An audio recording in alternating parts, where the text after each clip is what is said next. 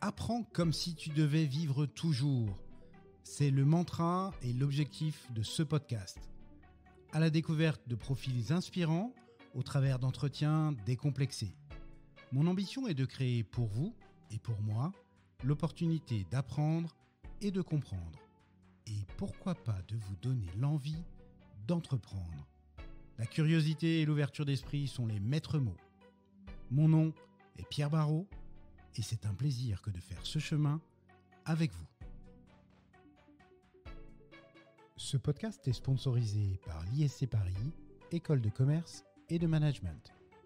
Il est réalisé avec les moyens techniques du studio de podcast du campus Orléans de l'ISC, dont je suis le directeur général. Avec son slogan Be Our Change, l'ISC invite tous ses étudiants à devenir le changement qu'ils veulent voir dans le monde. Une pédagogie d'apprentissage par l'expérience, un modèle unique et original.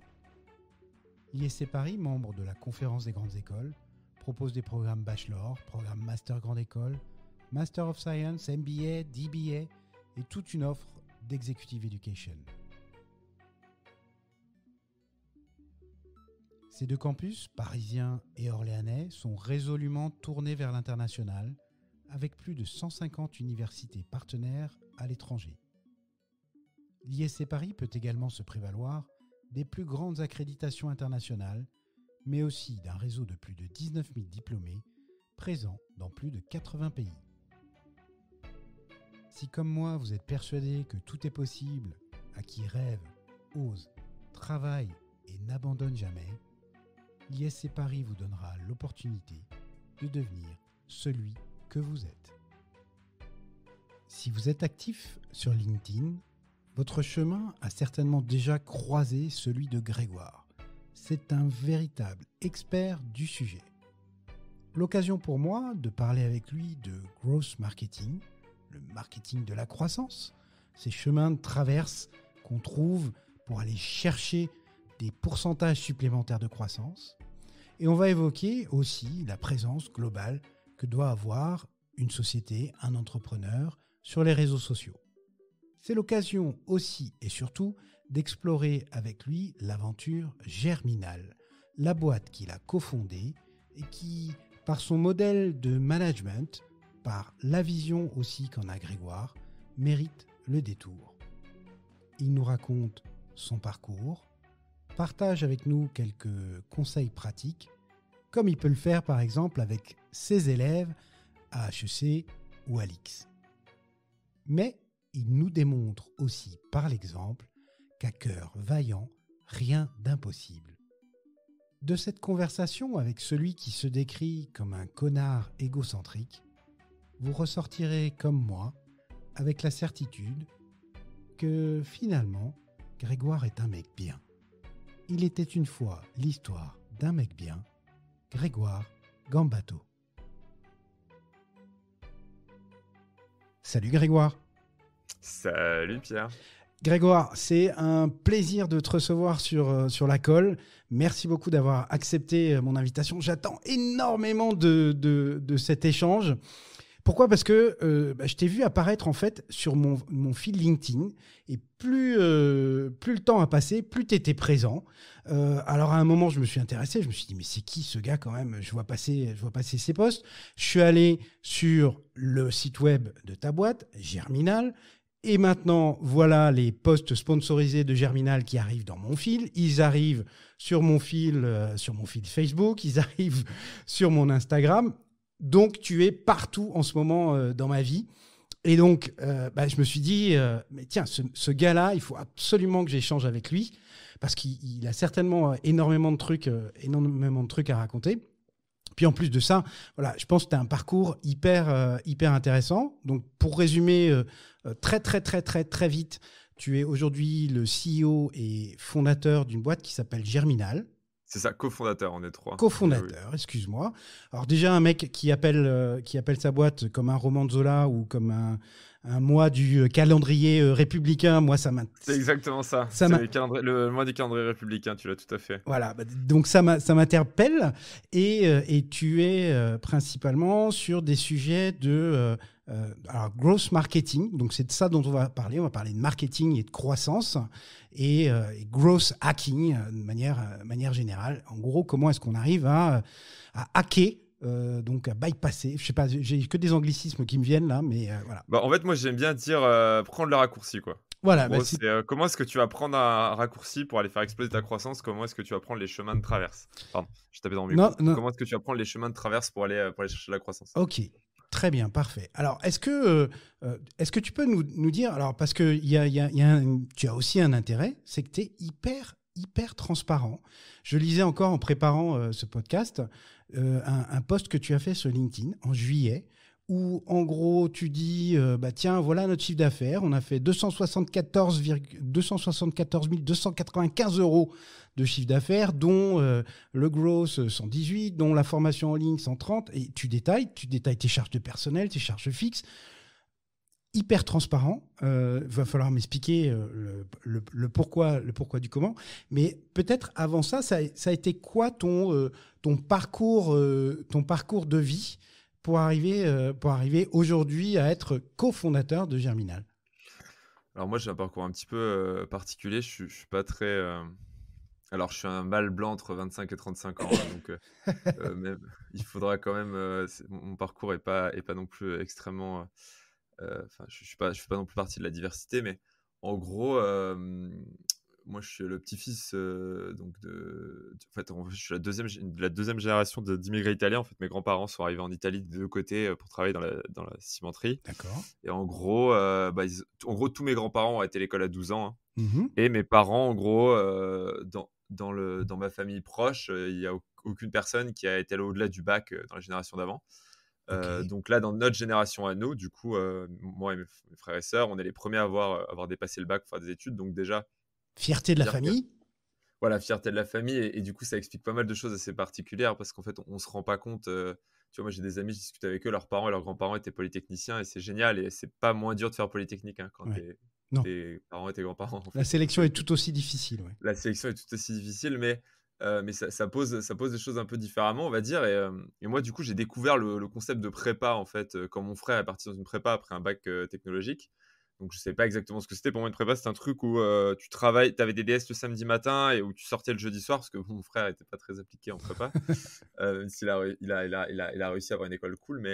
Et, euh, et donc, moi, j'ai découvert le principe de prépa économique et commerciale, donc HEC. Et donc, j'ai découvert l'école HEC, l'ESSEC, le CP. Je ne savais pas du tout ce que c'était, ces Ouais, acronymes. c'est ça. Je savais pas T'étais en pas terminale. baigné dedans depuis tout petit, quoi. Ah non, l'X, moi, je savais pas ce que c'était. Tu sais, Mhm. par exemple, quand on parlait de l'X, moi, je connaissais l'école polytechnique parce que ça me disait quelque chose, Ouais. mais j'avais aucune idée. J'étais pas une bête de concours, hein. Et j'avais fait un concours avec mon frère, celui qui réviserait le moins son bac. Il faut savoir Ouais, que j'ai ok. gagné. 1h15 de révision. Je crois qu'il avait révisé 2h20. Ce qui veut pas dire que j'étais pas stressé hein, quand j'ai passé mon bac. Ça me rendait malade de pas réviser, hein. Ouais. Ne faites pas ça. Mais du coup, Je sais pas si c'est des super bons conseils, parce que certains de mes étudiants qui écoutent, c'est pas forcément super. non, il faut pas écouter. Et du coup, ça m'a pas rendu plus heureux en tout cas, faut le savoir. Et du coup, donc j'ai passé mon bac, je suis allé en prépa et donc je venais de ZEP, moi. Donc, et en Ouais. fait, j'ai un peu, je passe un petit peu de temps là-dessus parce que c'est quelque chose qui m'a beaucoup marqué. Et du coup, ce qui s'est passé, c'est que je me suis rendu compte qu'en fait, j'étais fort en maths. Je savais pas que j'étais fort en maths. Premier DS, en fait, j'ai majoré le DS de maths, alors que moi, tout Yes. le monde me disait que je tiendrais pas 3 semaines. Majoré, ça veut dire que t'as eu la meilleure note. J'étais Hein. Ouais, voilà, j'ai eu la meilleure note et genre avec 2 points d'avance sur le deuxième, alors que moi, je pensais finir enfin, moi, je disais, j'ai pas répondu à 7 ou 8 questions. Je me souviens, j'avais pas répondu à 7 questions Ouais. sur une vingtaine. Je m'étais dit, je vais être dernier. Enfin, genre, et tout le monde, tous les autres, ils avaient eu 19 au bac, 20, enfin, ils avaient Ouais. des notes. Genre, moi, je comprenais même pas le concept. Donc, je me suis rendu compte que j'étais fort en maths. Et là, du coup, ça m'a complètement fait switcher d'état d'esprit. Et là, je me suis mis un peu à devenir le pire connard de l'histoire de l'humanité. Et en deuxième année, par contre, j'ai Est-ce eu que un ça autre s'est renversement. vraiment arrêté? Alors non, pas du tout. Alors, il faut savoir que je suis un connard égocentrique depuis le CM1. J'adore. Donc, on va dire que juste à ce moment-là, c'était pire. Voilà. Ouais, c'était un pic. Mais c'était vraiment à son paroxysme. Les gens qui me supportent pas, mais qui me connaissent depuis longtemps, savent que j'ai toujours été comme ça et que c'est pas Germinal qui m'a fait changer. Par contre, en première année de prépa, j'étais devenu particulièrement con. Genre là, tu sais, je dépassais un peu le limite de la décence, quoi, clairement. C'est-à-dire ce OK. que tu peux tolérer, tu vois, quand tu es un être humain normal. En deuxième année, là, pour le coup, j'ai un peu tout remis en question. Tu sais, j'exagère, mais tu sais, un peu la crise de la quarantaine. Pourquoi je fais ça? Est-ce que ça a vraiment du sens, etc. D'accord. Et j'ai passé mes concours en me disant: «OK, je vais aller à Grenoble École de Management», ce qui était, pour Parce que tu moi es tout à fait grenoblois à la base? je suis grenoblois et je voulais être à Grenoble parce que je pouvais plus supporter mes camarades de prépa qui étaient, par ailleurs très sympas, mais je pouvais plus les blairer. Je me disais: «Je veux pas être dans ce système, je veux être proche de mes amis» D'accord. et j'ai loupé mon concours, de prépa, mais salement. Genre, C'est bien? j'étais entre s ah ouais, bien, bien salement. J'étais entre 6e et 10e, de tous mes concours blancs dans ma prépa et là, Ouais. j'ai dû finir genre 38e sur 42 genre. Mmh. C'était, légendaire, hein. Je veux dire, Légendaire. ma prof m'avait dit: «Vous pouvez cuber, en gros, vous êtes, l'exemple même du mec qui doit cuber, quoi». Ouais. C'est-à-dire, QB, c'est faire elle une m'a dit 3e année de prépa. c'est ça exactement et là, je me suis dit: «Non, j'y vais pas» et ça a été un grand trou, noir dans ma vie et du coup, j'ai décidé de partir à la fac de droit et de changer de vie, en Mais fait. Je suis pourquoi tu parti voulais pas QB? Parce que t'en avais parce que je pouvais plus tu avais sous le supporter les gens, pied? en fait. Je pouvais plus supporter personne. Ouais. Ce monde, ça me détruisait, en fait. Mmh. C'était chaque jour qui passait, j'étais en train de me détruire un peu plus et une fois de plus, c'était des gens cool, les profs étaient cool, mais juste quand vous êtes dans un système que vous supportez pas, c'est comme si tu mettais un communiste, À Wall Street. à la défense, quoi, à Wall Street. Je veux dire, les mecs autour d'eux, ils jouent les règles qu'ils jouent, quoi, tu vois? Ou inversement, enfin bref, Ouais. si on prend des références historiques, mais parce que bon, le communisme maintenant un petit peu moins, dans les grandes équipes de pouvoir, mais et du coup voilà, grosse remise en question. Du coup, je suis parti à la fac. Mon père m'avait dit: «Bah, de toute façon, si tu as raté, c'est que tu as pas travaillé», en gros. Ouais. Parce que j'avais une façon de travailler assez particulière, même si je bossais beaucoup, mais un peu à ma façon. Et avec du Et du coup, je recul, me suis dit: c'est il avait raison ou pas? «Non, non». En fait, le problème de mon père, c'est que en fait, mon père, ce qu'on lui avait appris, c'est qu'il fallait travailler pour réussir. Ouais. Qu'il fallait travailler dur, qu'il fallait se raser, qu'il fallait mettre une chemise, quoi. D'accord. Je résume, mais en fait, quand tu viens d'un milieu social, faible, tu vois? Je te dis, mon grand-père, enfin, c'était, il a vraiment réussi à s'élever et cetera et c'est un peu mon héros, mais à la fin, il avait construit sa maison lui-même avec le ciment de chez Vicat. Tu vois? La maison de mon grand-père, il l'a construit lui-même, quoi. Oui. Mmh. Tout de A à Z parce que ça coûtait moins cher. Enfin, d'ailleurs, il a fait un truc hyper stylé, mais ce que je veux dire, c'est que déjà, c'était un truc de ouf, tu vois? Quand tu viens Ouais. de la campagne et tout et mon père, lui, c'est un autodidacte, il a monté une boîte, il a 4-5 salariés, il a vraiment bien réussi, mais Oui, tu sais, tu comprends la pas valeur comment ça travail est importante pour lui. voilà, exactement, mais la même heure de travail, mais c'était même tout, quoi. Tu vois Mmh. ce que je veux dire? Ouais. C'est-à-dire, si tu rates, mais que tu as travaillé, c'est OK, tu vois? Ouais. Et en fait, tu vas pas très et tu réfléchis pas à, de quelle façon tu travailles et cetera, même si bien sûr qu'il y réfléchissait, mais quand tu as 18 ans et que tu es en crise d'ado, tu Mmh. captes pas toute la toute la puissance de la réflexion de tes parents, tu vois? Tu prends 2-3 phrases qui t'ont choqué et du coup, j'ai tout quitté, je suis parti. Il m'a dit: «Bah, de toute façon» et je lui avais dit: «Moi, je veux avoir un appart, je veux partir de je» il m'a dit: «Bah, écoute, si tu es pas content, tu qu'à aller retourner des steaks au McDo».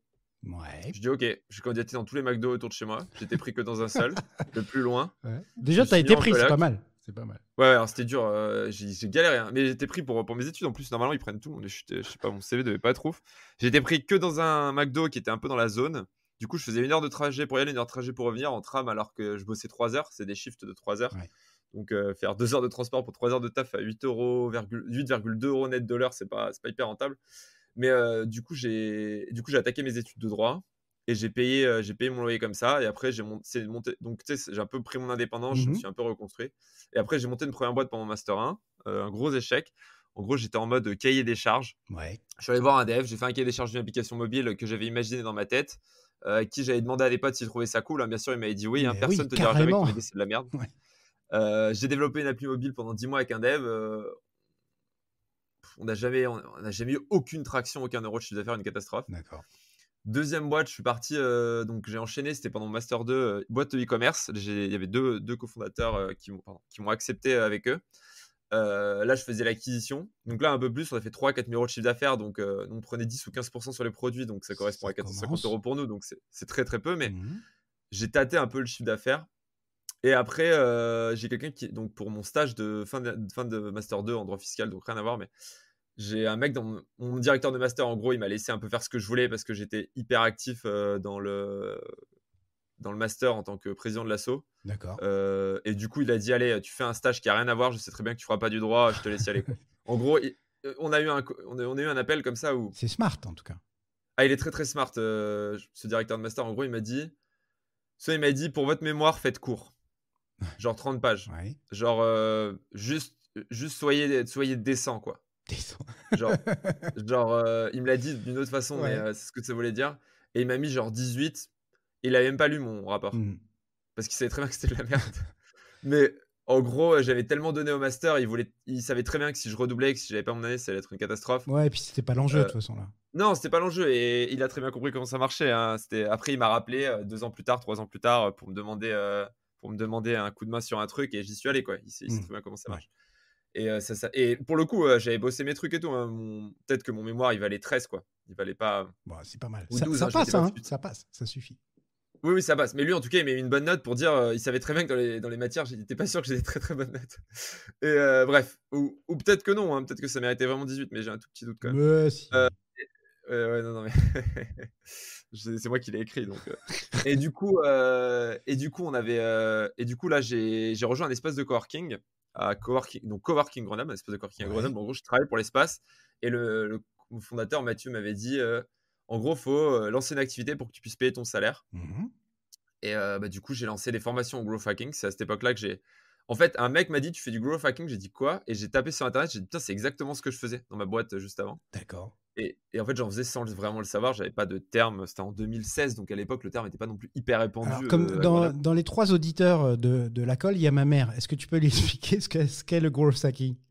Le growth hacking, c'est comment aller chercher de la croissance de façon non conventionnelle, donc en prenant des raccourcis. Comment est-ce qu'on génère en fait des ventes sur son site? Comment est-ce qu'on génère des rendez-vous qualifiés pour une boîte qui vend à une autre boîte avec des méthodes d'acquisition en ligne, voilà, originales, soit par la technique. Donc ça, c'est ce que les gens voient souvent, des outils un peu Originaux, ouais.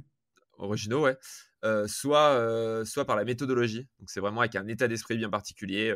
Fake it till you make it, c'est-à-dire fais comme si ça existait jusqu'à ce que ça existe vraiment. Mhm. C'est-à-dire pour tester s'il y a une appétence sur ton produit, la notion de product market fit, c'est-à-dire de traction utilisateur très forte quand on a trouvé le bon produit. Enfin voilà, on pourra peut-être détailler ou pas, mais en gros, c'est voilà, c'est à la fois l'état d'esprit et de la technique et ça te permet de faire décoller ta boîte. Et en gros, j'ai commencé à faire une formation là-dessus, puis on m'a proposé d'écrire un bouquin qui s'est d'ailleurs très bien vendu à Attends, on ma te grande propose d'écrire entreprise. un bouquin, mais comment ça?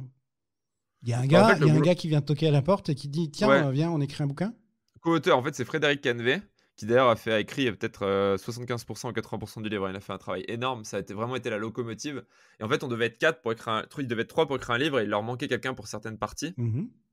En gros, il m'a contacté pour que j'écrive certaines parties où ils n'étaient pas calés. Parce que quelqu'un qui avait assisté à ma formation le connaissait bien.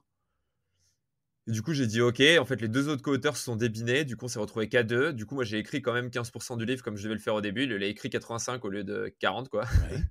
Et du coup, je suis resté co-auteur. Après, moi, j'ai relu un peu, j'ai donné mon avis, mais il avait vraiment une grosse expertise. Et je pense qu'à cette époque-là, il était clairement meilleur que moi.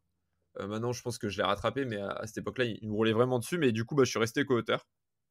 Et du coup, c'est un bouquin qui, au début, s'est vendu doucement et qui, en fait, a accéléré, accéléré, accéléré.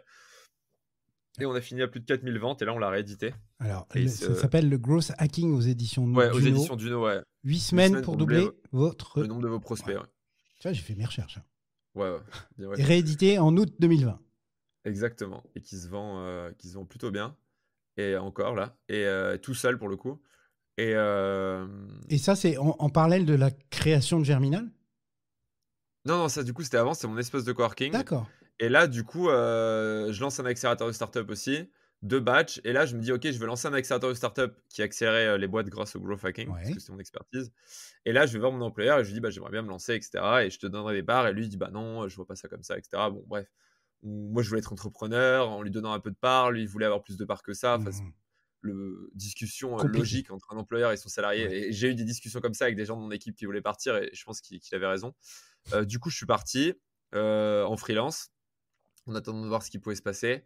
Et là, on m'a appelé pour faire une conférence. Je suis allé donner une conférence. J'ai trouvé 2 premiers clients. Donc, Sylvie de Cabinet Branché était notre première cliente à nous faire confiance alors qu'on faisait pas grand-chose. Ouais. Je lui ai vendu une presta, elle m'a demandé un devis alors que j'avais pas de société. Donc, j'ai fait un tableur Excel avec c'était écrit devis numéro 1, quoi. Et après, elle m'a demandé une facture et c'était facture numéro 1. Collector, celui-là. Ouais, celui-là était. Ouais. Et je crois que j'avais mis le numéro de SIRET de la boîte de mon père pour le devis. Parce qu'il Pas fallait con, que je mette un truc. pas con. Et du coup, il pouvait encaisser à ma place. Entre-temps, j'avais immatriculé la boîte. Pardon, j'arrête pas de taper dans le micro. Parce que je fais des gestes avec mes mains, ce qui n'a absolument aucune utilité. Ah, mais on Et voit que du tu coup, le voilà. vis, le truc, c'est bien. Voilà. Et du coup, bah, Germinal, du coup, là, j'ai appelé Benjamin qui avait failli me virer d'un Slack qui s'appelle le Slack Grow France, donc une communauté sur le growth hacking et le growth de façon générale. D'accord. Le growth hacking, on va dire, c'est le côté vraiment non conventionnel. Le growth, c'est un peu plus côté état d'esprit, si on devait résumer, même si en fait, c'est des petites batailles de paroisse pour savoir quelle est la terminologie exacte, on s'en fiche. Mais voilà, si je dis growth hacking, vous pouvez considérer que si vous n'êtes pas des spécialistes, c'est la même chose, il n'y a aucun souci. Je me vexerai pas. Et donc, il avait failli me virer et je l'appelle parce que c'est le seul mec que je connaissais. Il me dit écoute, d'ailleurs, il avait failli me virer, je l'appelle et après, on devait se voir à Paris. Il a failli pas venir. Et il m'a dit je suis venu, je sais pas pourquoi. Il a bien fait de venir parce que du coup, Ouais. eux, ils devaient monter une boîte avec un troisième larron, lui et Paco. Et en fait, il m'a conseillé, j'ai commencé à bosser avec Paco. Et en fait, moi, je leur apportais du business et ils étaient 3. Et en fait, la troisième personne est partie et m'ont pris un peu en remplaçant, même s'ils n'étaient pas très chauds. Je me souviens au début, Paco m'avait dit écoute, Le joueur il avait du dit à banc de Benjamin touche. qui me sentait pas trop, ouais. Tu sais, ils étaient parisiens, enfin, ils venaient de la province, mais ils étaient parisiens depuis un petit moment. Ils avaient une petite expertise et tout. Moi, j'étais un peu Mister Nobody. Ouais, ils étaient dans le Ouais, j'étais là. hype et toi, t'étais Ouais, fin. j'étais le grenoblois, quoi. J'étais Ouais. avec ma veste de choix et je comprenais pas trop ce qu'ils racontaient. Je connaissais pas l'écosystème. Quand on parlait des mecs de l'écosystème, moi, je les avais vus en vidéo YouTube. Eux, ils les connaissaient. Enfin, tu vois. Ouais. Ils étaient pas au top de la hype, mais ils étaient un peu connectés quand même, tu vois. Mhm. Et voilà, du coup, ils m'ont pris. On a commencé à un client, 2 clients, 3 clients. Ça, c'était en juillet-août 2017. En décembre, on s'est dit, allez, on monte une boîte. On voulait se tester. On s'est rendu compte que ça marchait bien. On avait déjà 2-3 clients. Benjamin a démissionné. Paco a arrêté de faire complètement du freelance à côté. Moi, je me suis mis à monter à Paris. Mhm. On s'est trouvé des bureaux. C'est notre première cliente qui nous a sous-loué 40 mètres carrés au fond de son couloir où en fait l'expert comptable qui était là était mort et du coup, ils n'arrivaient pas trop à relouer. Du coup, ils nous ont filé Il était le mort bureau. pour de vrai ou... Ouais, pour de vrai, ouais. Ah merde. Et il avait pas 80 ans. Et du coup, on s'est retrouvé dans ce bureau-là, qui était hyper cool et pas trop cher. Ils nous ont fait un prix sympa et tout. Ouais. Parce que du coup, il fallait traverser leur bureau pour aller dans notre bureau, tu vois. Donc, faut quand même. Ouais, là aussi, c'est un peu de hacking. Ouais, c'est ça. Et hyper sympa. Je remercie encore Sylvie si jamais écoute ce podcast. Et du coup, voilà. Et on a eu 2, 3, 4 clients. On a fait 1,2 million d'euros de chiffre d'affaires la première année. Mais Et on a attends, fait comment 2, tu fais 1,2 million d'euros comme ça, quasiment from scratch? bah, C'est du conseil? C'est C'est du service, que du service, que c'est du des jours service. facturés. D'accord. Et on a recruté. On était 13 à la fin de la première année. Enfin, 1,2 million d'euros, c'est en 15 mois, un premier exercice comptable entre Ouais, mars. ok. Ouais, c'est pas Pour mal. être précis, entre mars 2018 et juin 2019. Quand même Parce énorme. qu'on clôture au 30 Ouais. juin. J'ai déjà dit qu'on clôture au 31 juin sur BFM, c'était un grand moment. Le mec m'a regardé, genre, ça m'étonnerait que tu clôtures au 31 juin, mec. C'était vraiment. J'ai tellement l'habitude de dire au 31 décembre que j'ai. Ouais. Et ça m'apprendra. Et du coup, on clôture au 30 juin. Et, et en fait, on a eu des clients petit à petit. Les premiers clients, bah, c'était la conf. Après, c'était du bouche à oreille. Un mec d'Alcatel, Aymeric, que je salue aussi, s'il écoute ce podcast, qui en fait a essayé de me recruter. Je lui ai dit que je faisais du service. Du coup, il nous a pris en service. D'accord. On a fait 1 mois. Il a kiffé. Du coup, il nous a pris 6 mois. Et en fait, à un moment, on avait après, on bossait avec l'Europe. Après, on a bossé avec eux. Après, on a bossé avec l'international. Pareil, on s'est diffusé dans le groupe Ouais, c'est ça. dans lequel on bossait. Et en fait, c'était beaucoup de bouche à oreille. Après, j'ai commencé à faire des posts LinkedIn, mais c'était juste un par semaine tranquille. Et voilà, je me suis beaucoup diffusé et on a recruté. Et on a clôturé une très belle première année. On a fait 150 000 euros de résultats nets. On était hyper contents. Et la deuxième année, on a continué à accélérer. Là, ça c'est un peu compliqué. Parce qu'on est rentré ce qu'on appelle, j'appelle moi pour les boîtes de service, dans le couloir de la mort, tu vois. Vas-y. C'est Ah, quand c'est quoi ça? c'est quand tu dépasses les 10-12 personnes jusqu'à ce que tu sois une soixantaine. Ouais. En fait, t'arrives pas encore à décrocher des appels d'offres et des contrats annuels où c'est très dur. Donc, t'as pas cet effet La rente. marche est haute pour passer de 10 Ouais, à c'est ça. au-delà de 50. Ouais, pour passer d'un contrat avec l'oral de 15 000 euros à un contrat de 300 000 sur l'année, il y a une belle marche. Ouais. Ouais. Et du coup, tu recrutes de plus en plus de gens et en fait, tu as des effets de rendement décroissant, c'est-à-dire que plus tu es nombreux, moins tu es rentable et tu vends des jours. Et pareil, ton prix jour, quand tu arrives à 750, 800, 850 euros par jour, c'est dur de l'amener au-delà, tu vois. Ouais. Et du coup, à la fois, ton prix jour est capé, tu as du mal à signer des gros contrats sur 2 ans, sur 3 ans. Et à la fois, tu recrutes des gens qui sont de moins en moins efficaces parce que tu as du staffing, tu as de l'organisation. Et en plus, les gens qui sont chez toi, tu commences à être une boîte connue, donc pour eux, c'est extrêmement facile de partir et de se mettre en freelance.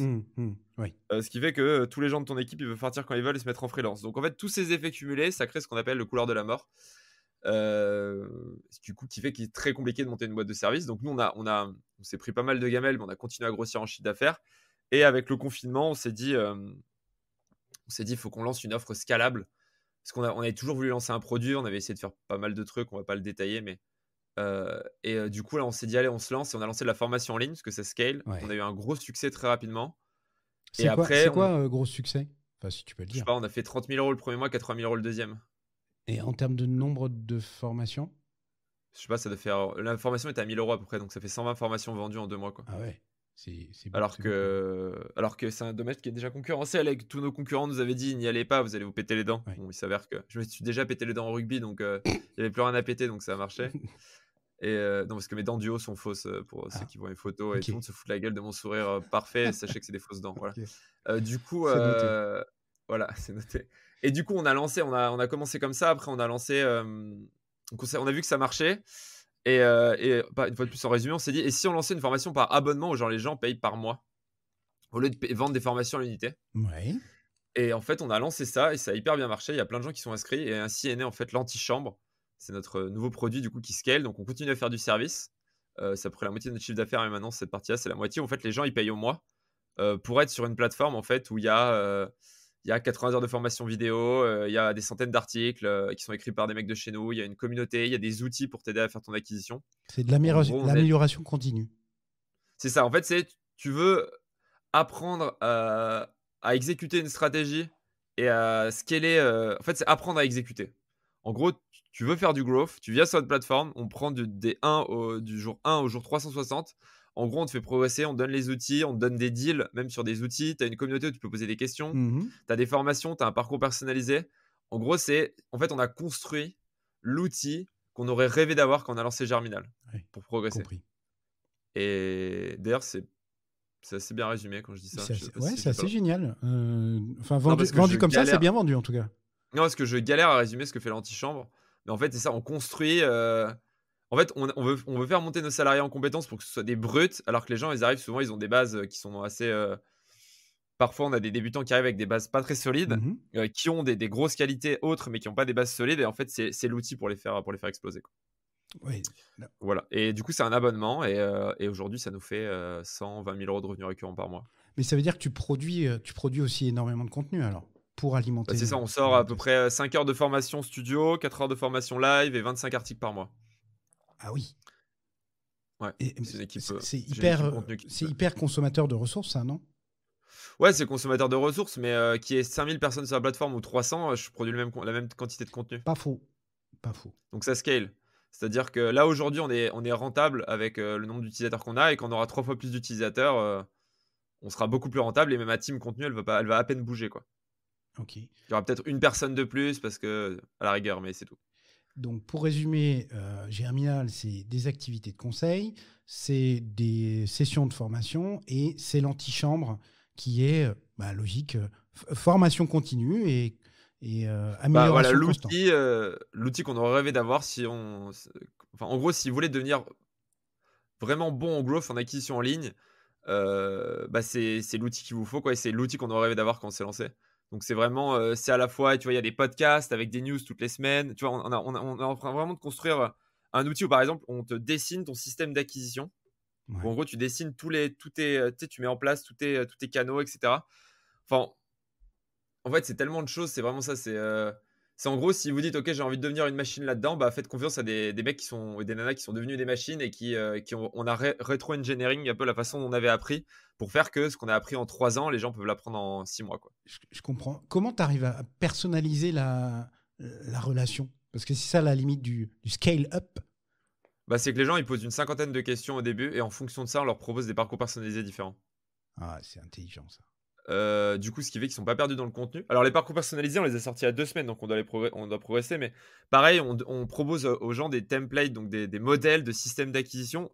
Quand ils répondent aux questions, alors ça va sortir dans 2-3 semaines, on leur proposera des modèles de système. En mode, tiens, pour toi, on te recommande de faire ça comme modèle, on te recommande de regarder ça comme contenu. Mhm. Et après, les gens vont dans la communauté et on répond à leurs questions. Donc, il y a vraiment un côté où même si nous, ça nous prend 0 temps, chaque personne n'a pas la même interface, quoi.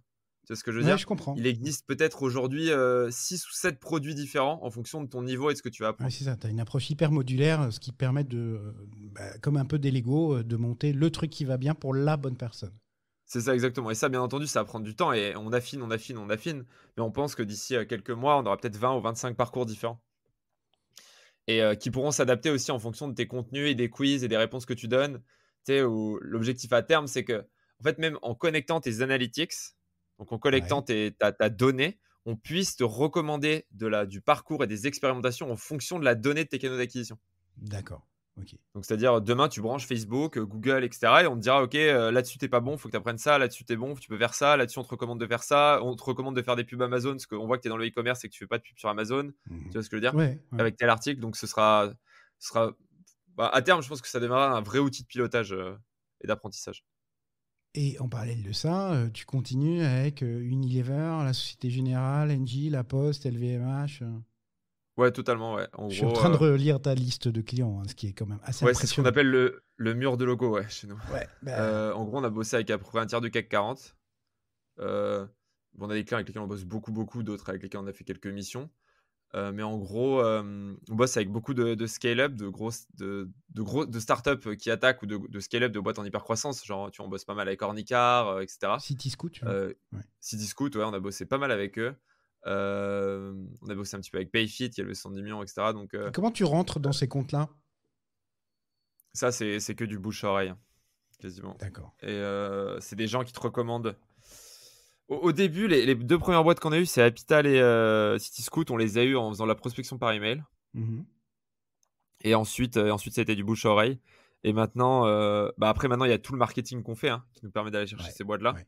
Mais au début, ça a été énormément de bouche à oreille, et un petit peu la prospection par email et un petit peu LinkedIn au tout départ, avant que ça explose pour nous. Alors, Mais voilà. on reviendra là-dessus, c'est un sujet hyper important. Il y a un sujet qui est, justement, quand tu es en hyper-croissance, c'est la politique RH. Comment vous faites pour recruter, pour attirer des talents et pour les garder aujourd'hui? Bah, ça a été un vrai souci pendant Ah longtemps. ouais, ça l'est pour tout le Déjà monde, parce hein. que, ouais, bah alors, d'autant plus quand tu es Mister Nobody, hein. C'est-à-dire que quand tu crées une boîte et que ta boîte, tu une boîte qui est assimilée à une agence et que personne te connaît, euh, on a réussi à avoir des gens qui étaient OK, mais c'est compliqué, quoi. Et au début, on a vraiment chassé autour de nous les gens qu'on connaissait en leur disant vas-y, viens avec nous, par exemple. Mais tu vois, par exemple, sur les 3 premiers salariés qui devaient venir chez nous, il y en a 2 qui sont pas venus, quoi. D'accord. Ouais. En mode, j'ai trouvé notre boîte qui est mieux. Mhm. Alors que c'était OK, ils devaient venir, ils avaient une date de début et tout, hein. C'était pas genre. Non, c'était. Enfin, bref. Euh, donc maintenant, on a une marque employeur qui est bien meilleure. Donc on arrive maintenant, tu vois, on a ouvert une offre, je sais pas, de Customer Success. Mhm. On a eu 45 candidatures en 2 jours, quoi. Yes. Donc maintenant, on a beaucoup, beaucoup plus de candidatures. Mais en gros, au début, on a vraiment chassé. Je pense que ce que je recommande aux gens, c'est au début, sauf si vous avez fait une très belle école, vous avez un très beau background, vous avez levé des fonds auprès de très beaux fonds, etc. Ce qui est le cas de pas mal de boîtes, hein. Mais si vous n'êtes pas dans cette catégorie-là, je vous recommande vraiment de chasser et d'aller chercher les gens les plus brillants que vous connaissez. Euh, et de tester, de proposer à tout le monde. Moi, des fois, j'ai proposé à des gens. Je me souviens, un Mehdi qui avait monté une boîte. Mhm. Il m'avait dit non. Vraiment un mec brillant. Et, euh, et puis, parce qu'il montait sa boîte, mais je lui avais quand même demandé. Puis 3 mois après, sa boîte s'est pété la gueule pour d'obscures raisons. Il devait lever 4 millions d'euros. Et il s'était fait planter par leur VC juste après pendant la due diligence. Enfin, n'importe quoi. Bref, mais un truc complètement what the fuck, ce qui fait que le mec m'a écrit, il m'a dit bon, bah voilà, c'est fini, est-ce que je peux venir bosser chez toi, quoi. Ouais. Et j'ai eu des mecs comme ça qui nous ont rejoints. Jordan, pareil, sa boîte s'est écroulée du jour au lendemain parce que Macron avait fait passer un décret, en fait, et son activité a disparu quand, D'accord. Oui, quand il, ça quand il est arrive. devenu président, Ça arrive. alors qu'il avait 750 000 euros de commandes. Ça fait un peu Ouais. bizarre. Bah c'est pareil, c'est quelqu'un que j'aurais jamais pensé pu avoir, en fait. Et en fait, il s'était fait rouler dans plein de boîtes. Et en fait, on était la seule boîte qui l'autorisait à faire du télétravail. Du coup, il était venu chez nous. Ouais. Parce que je lui ai demandé. Mhm. Enfin, tous les mecs, je dis mecs parce qu'au début, on a eu beaucoup de mecs, hein, et c'était un vrai problème. Très Maintenant, on a masculin 40%. comme environnement. On a eu 40% de femmes, on a 40% de femmes aujourd'hui chez Germinal. Joli. Et à tous les postes, on a des postes à responsabilité, hein. Les 3 plus hauts salaires chez Germinal sont des femmes. Donc, et c'est aussi les plus compétentes, hein. C'est pas juste Ouais. de la discrimination positive. Mais pendant longtemps, c'était pas le cas. Et c'était un autre vrai problème. On pourra peut-être parler. Et donc, il y a cette étape. Après, il y a l'étape 2, là, on s'est un peu perdu. C'est En gros, on s'est mis à prendre des candidats et on était dur sur la sélection. Mais une fois que tu étais rentré chez Germinal, en gros, on se serrait les coudes et on rompait jamais de période d'essai.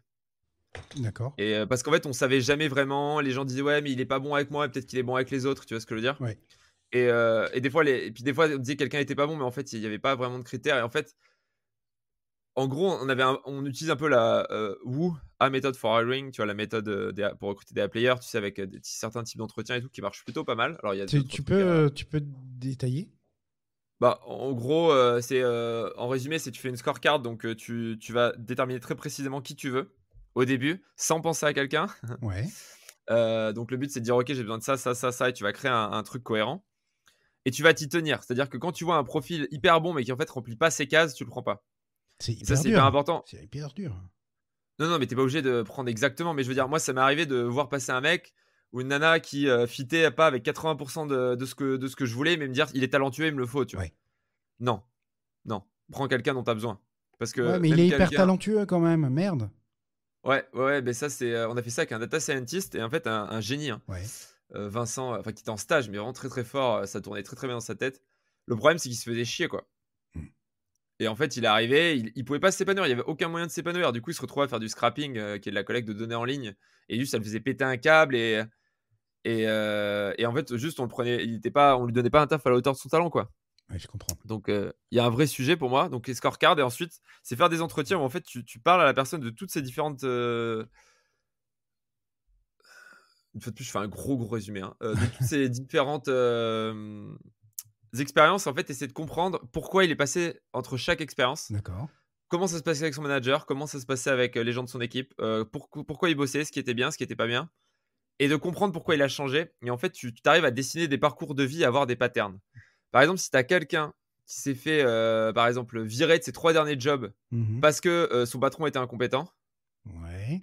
il y a un souci a priori. Ouais. C'est-à-dire que si tu te fais virer 3 fois pour la même raison, et là, il faut détailler, etc., tu vas te rendre compte que bah, en fait, c'est par exemple quelqu'un qui a du mal à travailler avec. Du coup, tu peux en tirer des patterns, tu vois. Ouais. Par exemple, où tu vas te rendre compte que systématiquement, voilà, les gens qui travaillent toujours avec des gens incompétents, les gens qui disent qu'ils étaient toujours solo et qu'ils avaient toujours beaucoup trop de taf, mais 2 ou 3 tafs d'affilée, Mhm. etc., tu vas dire, ok, il y a peut-être un souci. Mhm. Des fois, il n'y a pas de hasard, quoi. Et au contraire, moi, j'ai quelqu'un de mon équipe, je ne citerai pas son nom, mais qui est extrêmement brillant, et j'en ai parlé, hein, c'est pour ça que je me permets d'en parler dans ce podcast, qui, par exemple, a critiqué très sévèrement ses 2 derniers employeurs. D'accord. Du coup, donc, j'ai vu le pattern, j'ai appelé son dernier employeur et en gros, il m'a dit le mec est brillant, mais si tu lui laisses pas la place, il va tout démolir autour de lui, quoi. D'accord. Ouais. En gros, c'est un mec, faut lui laisser. Et on est arrivé chez nous, on a surveillé ça, on lui a dit. Et en fait, j'ai repéré ce problème, j'ai fait un call de référence. Et du coup, j'ai dit ok, il faut faire attention à ça. Et on lui a laissé la place. Et en effet, quand on lui laisse la place, il est vraiment impressionnant, tu vois. Mhm. Voilà, en tout cas, pour moi, il y a cette méthode-là qu'on a utilisée. Ensuite, il faut avoir des KPIs qui sont extrêmement clairs sur les gens qui viennent dans ton équipe, sur qu'est-ce qu'on attend d'eux. Donc, tout ça passe par les OKR, objectifs qui résultent. Donc, Ouais. en gros, tu as un objectif avec 3 résultats clés qui sont attachés. Par exemple, en termes de chiffre d'affaires, en termes de jours produits, en termes de NPS, etc. Et il faut que la personne, elle sache exactement quels sont NPS, les Net objectifs. Promoter Score. C'est ça, exactement. D'accord. Enfin, nous, on l'a résumé en gros. Alors, on a un peu dévalué, hein. J'appelle ça NPS, mais en fait, nous, c'est juste une note sur 10. Et en fait, tu dois transformer ta note sur 10 en NPS, mais j'ai un peu la flemme. Donc, du coup, je donne juste ma note sur 10. Non, mais la notion de NPS, normalement, c'est les gens, je crois, qui te mettent 9 ou 10. Ouais. Ce Le sont des pourcentage de gens qui promoteurs. te mettent 9 ou 10, moins les gens qui te mettent 6 ou moins. C'est ça. Et ceux qui sont entre les deux comptent pas. Voilà, exactement. Et moi, je prends juste une note sur 10. Je suis un. Ça Je marche t'avoue que. aussi. Hein, ça marche aussi. Ouais, c'est moins. Mais j'aime C'est- bien. Voilà, je suis désolé. Du coup, à chaque fois, je parle de mon NPS, mais je donne ma note sur 10 en fait. Et à chaque fois, les gens, je vois qu'ils tiquent. Donc, j'appelle ça le NPS. Mais bref. Mais du coup, non, en fait, c'est juste une note sur 10. Mais tu vois, par exemple, on a une note sur 10 avec des objectifs de note sur 10, etc. Ouais. Et, et ce que je veux dire, c'est, voilà. En gros, utilise cette méthode de recrutement. Chasser quand t'as pas d'assez bon profil. Mhm. Parce que vraiment, si tu trouves que tes profils sont pas satisfaisants, faut pas se dire bah je prends le moins mauvais. Faut chasser jusqu'à ce que tu trouves quelqu'un de bon. Ouais. Et ça, c'est vraiment une erreur qu'on a fait quand on est passé de 15 entre 15 et 20. On a certains profils qui sont venus chez nous, mais qui auraient pas dû venir. Ouais, Euh, parce que tu dois parce qu'on staffer et puis donc tu recrutes Ouais, quoi. tu dois staffer et tu staffes, Ouais. quoi. Et après, comme t'as pas des métriques hyper clés, hyper strictes, t'es même pas capable de leur dire s'ils font du bon taf ou du mauvais taf, et du coup, tu les laisses un peu dans le doute, quoi. Et ça, en fait, ça pourrit ta boîte, clairement. Parce qu'en fait, quand t'as des gens pas très forts qui sont là, pas parce qu'ils sont pas forts dans ce métier-là, hein, parce que souvent, je pense pas qu'on ait recruté une seule fois quelqu'un qui n'était pas quelqu'un de fort, tu vois. Mhm. Mais c'est des gens qui étaient forts, mais pas dans ça, quoi. Ouais. Qui étaient hyper talentueux, mais pas dans ce qu'on leur demandait de faire. Et je suis assez fier de toutes les personnes que j'ai recrutées, c'était tous des gens cool, tu vois, même si certaines personnes, bon, des fois tu te prends un peu la tête et tout, on a peut-être 2-3 comme ça sur la cinquantaine de personnes qui sont passées chez Germinal, mais ça arrive. Mais la plupart, je suis tous content de les avoir recrutés. La question, c'est est-ce qu'ils sont à leur place, est-ce qu'ils peuvent jouer avec les règles que tu leur donnes, est-ce qu'ils sont OK avec la culture de boîte. Ouais, parce que vous avez créé une culture forte. Enfin, quand on regarde un petit peu autour de Germinal, c'est une boîte déjà qui est hyper positive. C'est souvent hyper positif et avec un petit côté, on est sérieux sans se prendre au sérieux. Exactement, ouais. On est un peu des trolls, ouais. Si je peux résumer. Bah ouais, mais Si des gens il faut voient pas ce que arriver je veux à dire. se fondre dans Ouais. cette culture-là aussi. Ouais. Bah en fait, et vraiment en interne, des fois on a des presse le midi et tout, c'est what the fuck, hein. Genre, ça part en. Genre, t'as des. Enfin, des fois c'est sérieux, mais des fois c'est incroyable. Non, non, en interne, on se marre. Enfin, c'est très drôle. Ouais, mais Genre, on a un channel random, fun open. Si je me sens pas bien, j'y vais et je remonte, quoi. Et je d'accord. regarde les messages. Ouais. Il y en a un par jour à peu près, ça troll. Ça prend des captures d'écran, des trucs. Enfin, des collègues, des machins, des bidules. Ouais, mais c'est bon esprit. Genre, ouais, c'est vraiment bon esprit. Alors, on a fait attention, hein. Des fois, tu as des blagues, tu dis, OK, stop, là, Mhm. faut s'arrêter là. Ouais. Parce que tu peux faire un truc très toxique avec ça, et tu peux arrêter d'être marrant pour commencer à te moquer des gens. Et là, c'est le gros carton rouge. D'ailleurs, moi, je mets des cartons jaunes.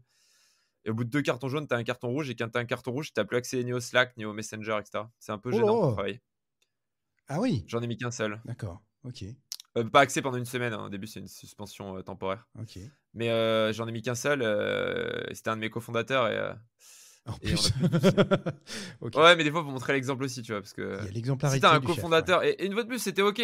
Enfin, c'est quelque chose que j'aurais tout à fait toléré, moi, dans ma vie perso. Tu vois, j'aurais trouvé ça drôle, mais ça avait pas la place dans notre entreprise, Ouais. quoi, dans la Dans un culture de boîte. environnement corporate, entreprise. L'environnement, voilà, Ouais. notre environnement, exactement. Ouais. Et, et ouais, non, on a une culture assez forte. Tu sais, à un moment, on avait 40% des gens de l'équipe qui n'avaient pas le bac, D'accord. ou qui avaient juste le bac. Ok. Donc, on est très. C'est au mérite et c'est pas au diplôme. C'est vraiment tu es ce que tu délivres. On a vraiment un truc de faut progresser en permanence.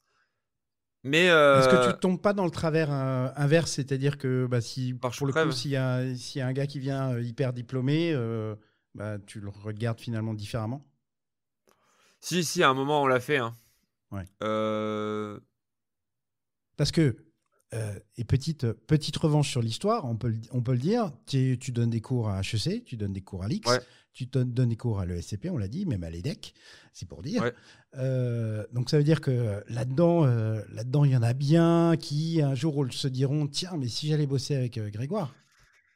Ouais, alors au début, moi, j'avais une revanche à prendre. Quand j'ai loupé mes concours, je me suis promis qu'avant mes 30 ans, je donnerais un cours à HEC et que je leur dirais qu'ils payaient leur diplôme et que ça servait vraiment à rien. Ok, ça c'est check.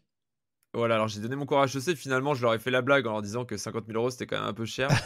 Mais il s'avère que les gens étaient extrêmement sympas et qu'en fait, Ouais, ma haine n'avait un peu rien à voir. ouais. Parce qu'en fait, les gens qui font HEC sont des gens comme les Puis autres, t'as très cool. vieilli aussi, Grégoire, t'as vieilli. Non, je pense vraiment que quand tu sais, il y a des choses que tu t'imagines, c'est comme quand tu vois un grand patron du CAC 40, tu sais. Moi, je m'étais dit, les grands patrons du CAC 40, ils sont comme ci, ils sont comme ça. Tu sais, quand tu viens, tu sais, quand tu regardes TF1 et que, voilà, et que tu Ouais. jamais baigné là-dedans, Mhm. puis quand tu en rencontres un et que tu discutes avec lui 45 minutes, Ouais, bah, en fait, tu te rends compte quel qu'ils sont patron comme. du CAC 40 t'as rencontré? Moi, j'ai discuté avec le CEO de la Société Générale Assurance, Yes, ok. qui doit gérer. Alors, j'avais fait une conf, et on a discuté un peu dans l'ascenseur, enfin, on a discuté une dizaine de minutes. Et je crois que ça fait 10 milliards, enfin, Ouais, c'est c'est quand même énorme. fat. Ouais. J'ai beaucoup discuté avec Lubomira Rocher, la CEO de chez L'Oréal, Yes. aussi, Mhm, qui est mhm. une équipe de 1200 personnes quand même. Ouais, ça commence à taper. Et ouais, ça commence à taper, ouais. Et bon, après, d'autres personnes, mais plus anecdotiques, des VP, des choses, enfin des gens qui avaient des responsabilités mondiales avec. Et à chaque fois, je me suis rendu compte qu'en fait, c'était des gens cool, en fait. Mhm. Genre, ils font leur taf, quoi. Et j'avais plein d'idées sur oui, sur ça, sur ci, sur là et non, en fait, c'est alors après, je dis pas qu'au quotidien, ils prennent des décisions qui vont toujours dans le sens de l'intérêt général et compagnie, hein. Faut pas faire dire ce que j'ai pas dit, mais c'est comme HEC, il y a des totems comme ça et puis quand tu rencontres ces personnes, tu te rends compte que, bah, en fait, on fait tous avec ce qu'on a, quoi. Ouais. Et qu'on a tous une distorsion et que ma grande phrase, c'est: «Les pauvres disent que» je prends des stéréotypes, hein. «Les pauvres disent: "Ouais, les riches payent pas d'impôts" et les riches, disent: "Les pauvres, fraudent l'assurance", tu vois? La Mmh. sécurité Mmh. sociale et tout. Et en fait, ce qui est marrant, c'est que quand un riche devient pauvre, il se met à dire que les riches payent pas d'impôts, Mmh. et quand un pauvre devient riche, il fait Mmh. l'inverse. Il se met à dire que les pauvres fraudent. C'est-à-dire que et je l'ai constaté moi dans mon milieu social où j'ai vu des gens monter ou descendre. Et en fait, tu te rends compte que c'est juste c'est une sorte de une sorte de lutte des classes, mais en fait qui est très basée sur des totems, quoi. Ouais, Et en fait, des choses qui, dans la réalité, sont beaucoup plus nuancées que ça. puis dans la Et du coup, réalité, il y moi, a des cons partout, hein, tout simplement. C'est aussi bête que oui, c'est ça. ça. Non, non, mais vraiment, mais je veux dire, il y a quand même un réflexe, c'est-à-dire que regarde tes potes, alors toi, tu as dû voir ça, qui peut-être que tu avais, au lycée, qui avaient un discours, et regarde ceux qui ont réussi et ceux qui ont réussi alors matériellement, hein, une fois de plus, la réussite, c'est pas que le matériel, ou qui ont échoué, matériellement, une fois de plus, ça veut pas dire qu'ils ont raté leur vie, je tiens à le préciser, parce que enfin moi, tu vois, je vis avec 850 € par mois, donc pour le coup, la réussite, c'est quelque chose sur lequel je réfléchis pas mal, matériel ou pas, tu vois? Ouais. J'ai pas de voiture et compagnie, tu vois? Et bref, 850 € par et mois? tu te rends compte que le Ouais. discours, il change, en fait, parce que tu changes de personnes autour de toi, tu crées des nouveaux totems. Enfin bon, bref, ça, c'est un autre sujet, je sais pas pourquoi je parle là-dessus. Non, mais c'est hyper Et du intéressant. coup, je suis arrivé à HEC et je me suis dit: «Bah ouais, en fait, c'est des gens comme moi, sauf qu'on n'a pas les mêmes totems, on n'a pas la même éducation, et en fait, ma haine, elle est complètement, c'est complètement, ça n'a aucun sens, quoi». Je veux dire, c'est des gens cool que j'ai en face de moi, qui font ce qu'ils peuvent avec ce qu'ils ont. Alors il s'avère qu'ils sont dans des milieux favorisés, mais il y en a qui ont travaillé dur pour être là, il y en a qui viennent de familles qui sont comme ça depuis longtemps, ils ont connu que ça, mais c'est des gens cool, quoi. Et bien sûr qu'il y a des cons dans la promo, j'ai envie de leur prendre la tête et de leur exploser contre le bureau, mais de la même façon que dans d'autres écoles de commerce, dans des IAE, dans des facs, et cetera, j'ai eu exactement le même sentiment. Ouais. Et en gros, une classe reste une classe, quoi. Bah, Grosso modo. je te recommande d'écouter un épisode qui passera juste un peu avant toi avec un gars qui s'appelle Mehdi, qui vient de Trappes, et Ouais. qui a fait sa prépa, qui est rentré à HEC. Voilà, son milieu favorable, familial, pas du tout branché là-dessus, au contraire, bien au contraire, et qui, pendant ses études, a monté une boîte qui aujourd'hui fait 2 millions d'euros de chiffre d'affaires, enfin un groupe média. Voilà. Et c'est pour ça, partout il y a des cons et partout il y a des mecs bien. Donc, mais je trouve C'est ça. ça, mais ouais, mais voilà, exactement. Enfin, en tout cas, voilà, quand je suis arrivé à HEC, je me suis dit: «Ouh là, mais qu'est-ce que tu es en train de Mais ça veut faire, dire quoi?» aussi que tu as construit une expertise et une image que tu as pu transmettre. C'est qu'est-ce que ça t'a fait de dire tiens, j'ai un truc dans les mains, entre les deux oreilles, que je transmets. Il y a un petit côté. C'est assez bizarre parce que, en fait, moi, je me suis toujours dit: «Mais ce que je sais, c'est évident pour tout le monde». Ah oui. Genre, C'est le syndrome de j'ai l'imposteur alors. je sais pas, ouais, en gros, je me disais: «OK, j'ai compris des trucs, mais tout le monde l'a compris», et ça m'a fait bizarre quand j'ai donné ma première formation à Cowork là, où les gens avaient payé 400 €, bon, pour 24 heures de cours, hein, c'était pas très cher, Ouais. mais moi j'étais refait, hein, c'était le plus beau jour de ma vie, d'un point de vue professionnel, quand les gens étaient venus m'acheter ma formation, c'était bref. Et d'ailleurs, c'était 7 fois remboursé, donc en plus, il y a qu'une seule personne qui a demandé le remboursement sur 107 au total, donc Ouais. mais j'étais halluciné que les gens m'écoutent et trouvent ça génial, et c'est vraiment là où j'ai pris conscience du fait que j'avais appris des choses et que ces choses-là, elles avaient de la valeur. Mmh, mmh.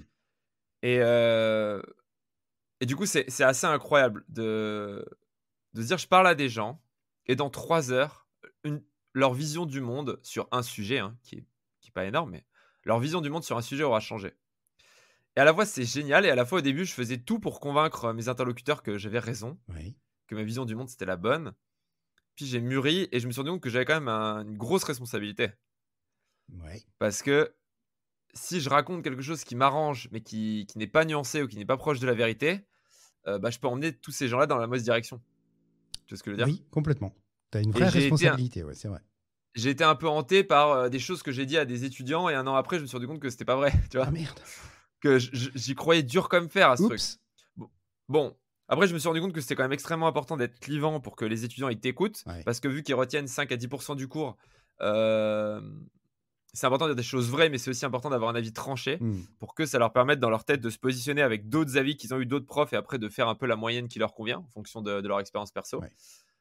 Mais en tout cas, ouais, je me suis rendu compte que j'avais une très grande au début, je me suis rendu compte que c'était assez incroyable que les gens m'écoutent et qu'ils trouvent ça cool. Après, je me suis rendu compte de la grande responsabilité que j'avais quand je me suis rendu compte que j'avais dit des conneries à des gens en y croyant dur comme fer et que j'avais sans doute mal orienté des personnes, même si c'était sur des détails, du growth, etc. Enfin, ils allaient pas rater leur vie à cause de ça, mais et après, j'ai aussi envie de me dire: «OK, j'ai pas envie d'incarner que le growth, j'ai envie d'aller plus loin». Et une fois, un mec m'a dit, j'avais donné mon avis sur le rachat de Shine, une boîte qui était rachetée par Société Générale, Oui, ouais, ouais. hem, pour 100 millions d'euros sur TechCrunch. C'est sûrement moins, mais bref, peu importe. Et quelqu'un m'a dit: «Tu devrais arrêter de nous donner ton avis et continuer à faire du growth». Ouais, parce qu'il Et t'estimait pas légitime, c'est ça? il m'estimait pas légitime et le mec m'a dit ça et il avait ses raisons, fine. Et moi, je me suis dit: «Bah non, en fait». Genre moi, j'ai pas envie d'être juste un mec bon au growth. J'ai envie d'irradier, j'ai envie d'avoir un impact plus gros que ça, quoi. Et j'ai envie que la façon dont je vois les choses, c'est une façon qui est originale pour certaines personnes, hein. Il y a plein de gens qui peut-être qui trouvent que c'est des banalités ce que je raconte, mais pour pas mal de gens, c'est original et j'ai envie que ma face j'ai envie d'être le rôle modèle que j'aurais voulu avoir quand j'étais en prépa et que j'étais un peu perdu, tu vois? Mmh. Mmh. Et qu'on me parlait d'élitisme, qu'on me parlait de concours, qu'on me parlait de grandes écoles, qu'on me parlait de grandes carrières et que tous ces trucs-là, ça me manquait de je sentais que tous les gens que j'écoutais, j'étais pas d'accord avec eux, quoi. Enfin, il y avait mon avis n'était pas représenté, quoi. Tu vois? Ouais. Le petit Grégoire que j'étais à l'époque, il voyait pas il voyait pas un Grégoire qui avait 10 ans de plus que lui et qui lui expliquait comment ça allait se passer, quoi. Et du coup, je fais un peu ça pour tous les gens, pour tous les Grégoire, qui sont en ce moment, dans des entreprises ou dans des écoles et qui se posent des questions et qui ont pas et à qui manque ma voix, quoi. Donc voilà, j'ai voulu aussi prendre cette ampleur-là en donnant des cours et me dire: «J'ai pas juste envie d'enseigner le growth, j'ai envie d'enseigner un peu plus que ça». Et puis, en plus de ça, maintenant, tu as une voix qui porte sur LinkedIn. Donc, c'est encore plus. Tu as aussi une vraie responsabilité là, parce que quand je préparais, j'écoutais d'anciens podcasts que tu as pu faire, etc.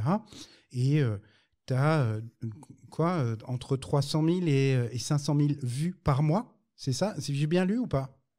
Maintenant, c'est 3 millions. Ok.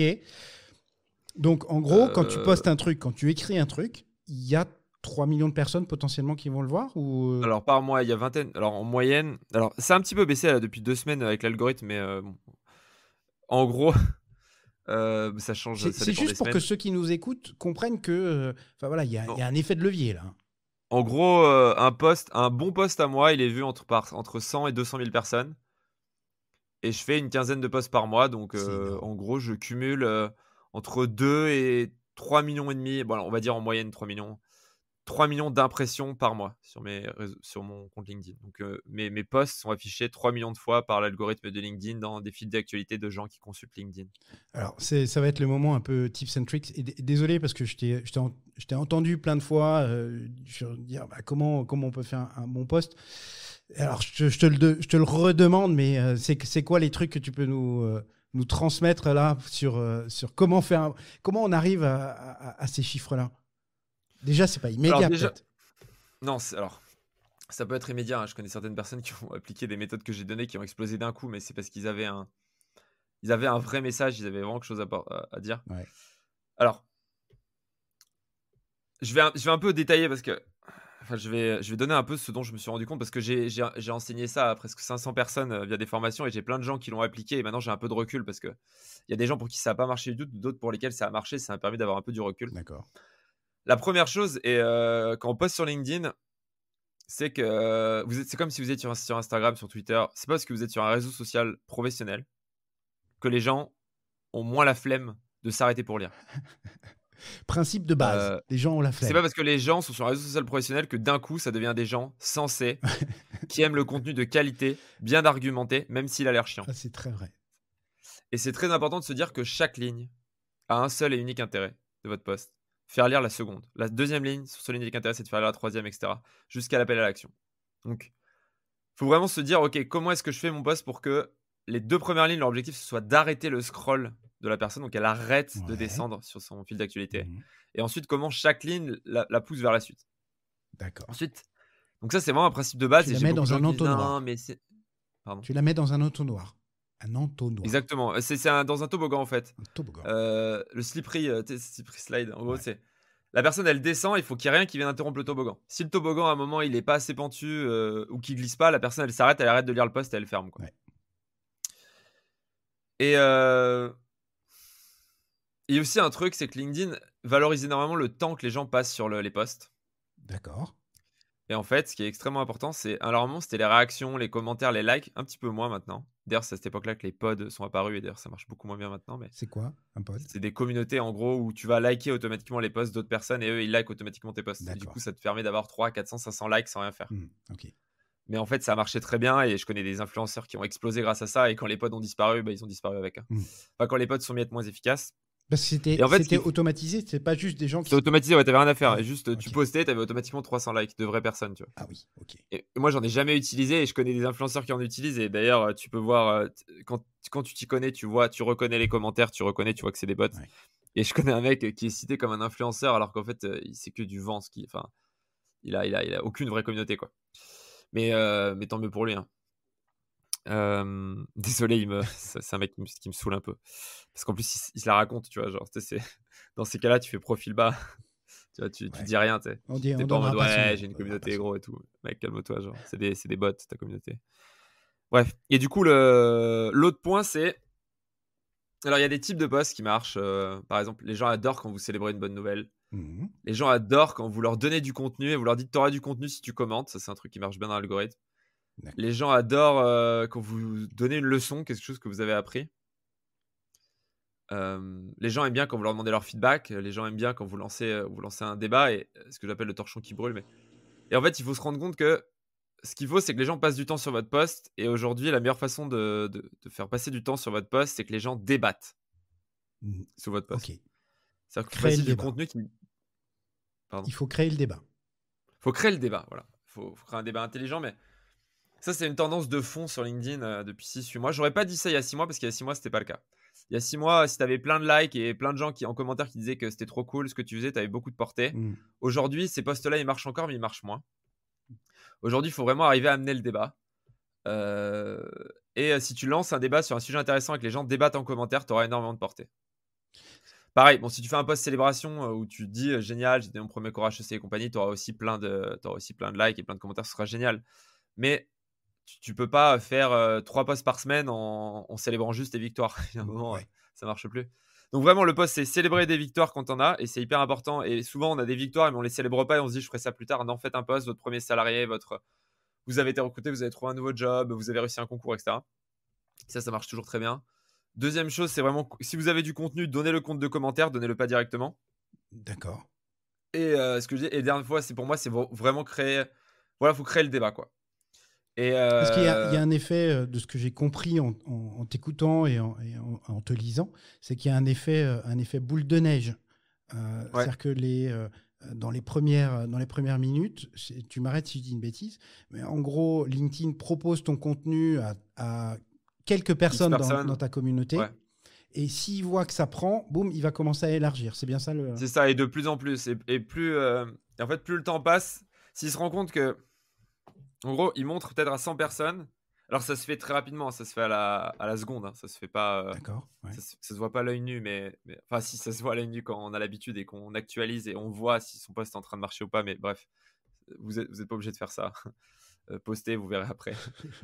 Et en gros, et vous voyez, en fait, il montre à 100 personnes. S'il voit que sur ces 100 personnes, il y en a 20 qui restent longtemps sur ton post, bah, il va montrer à 300 personnes de plus. Si sur les 300, il voit qu'il y en a 80 qui restent du temps, du coup, il va montrer à 1000 personnes de plus. Si sur ces 1000, il y en a 200, etc.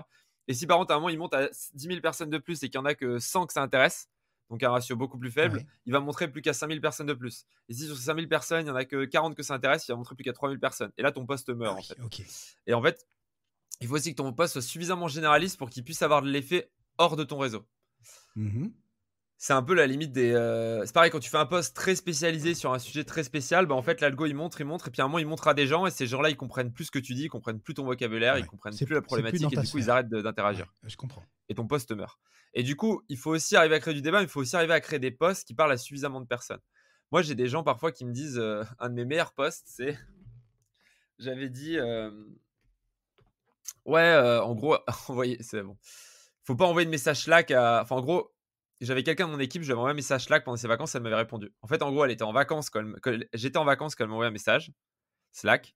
Je suis rentré de vacances, j'ai vu son message, je lui ai répondu.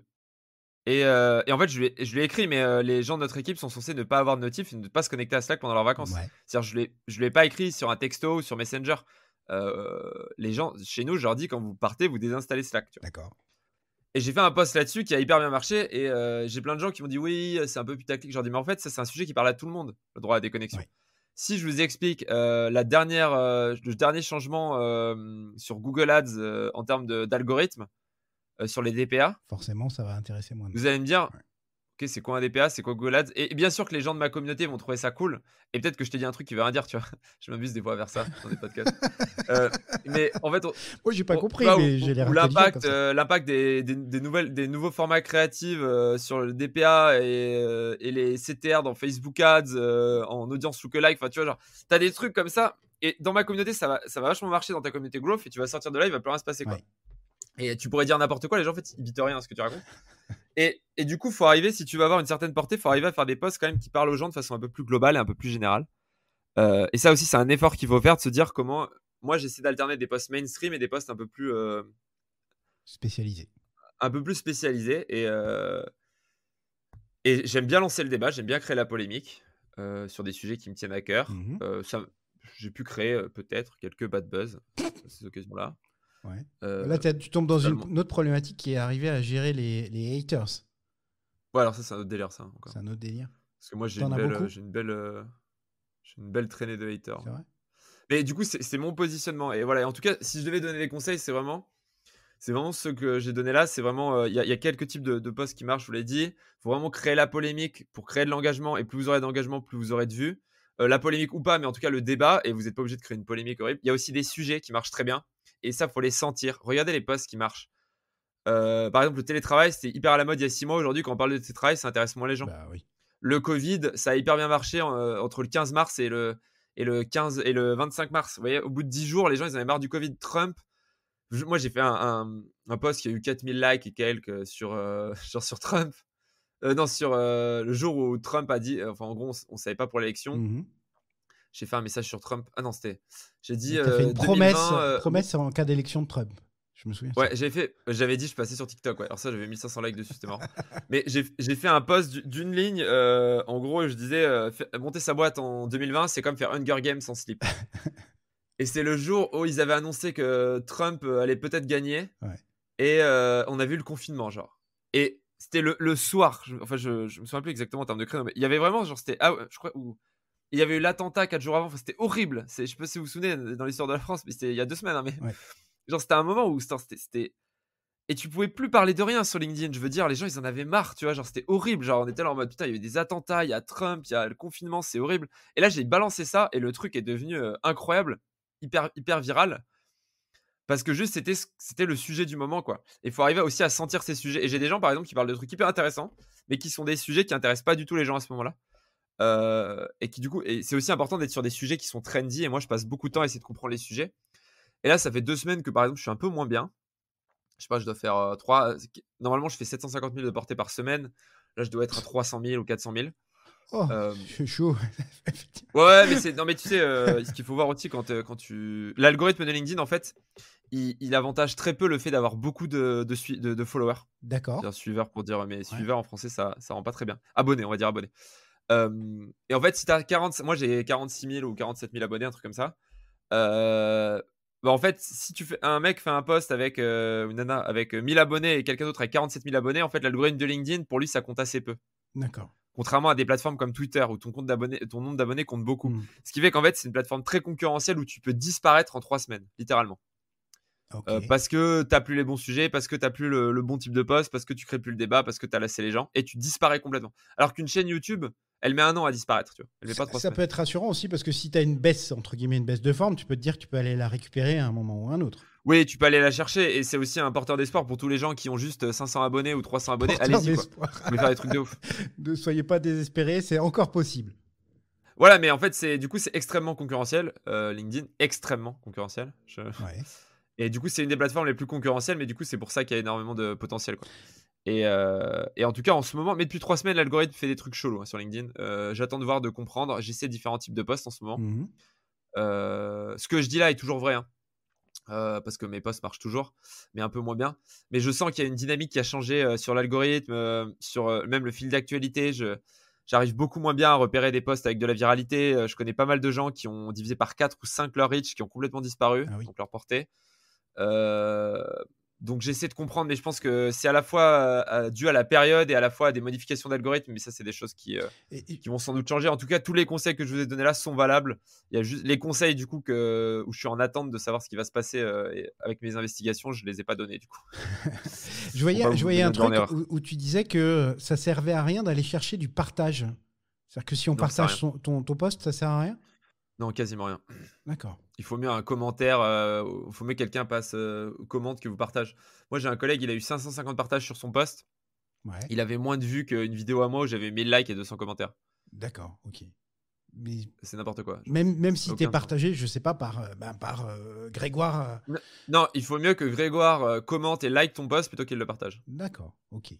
Bon, c'est noté. Très bizarre, mais c'est comme ça. Et comment on arrive à garder sa communauté? Parce que je le vois sur tes.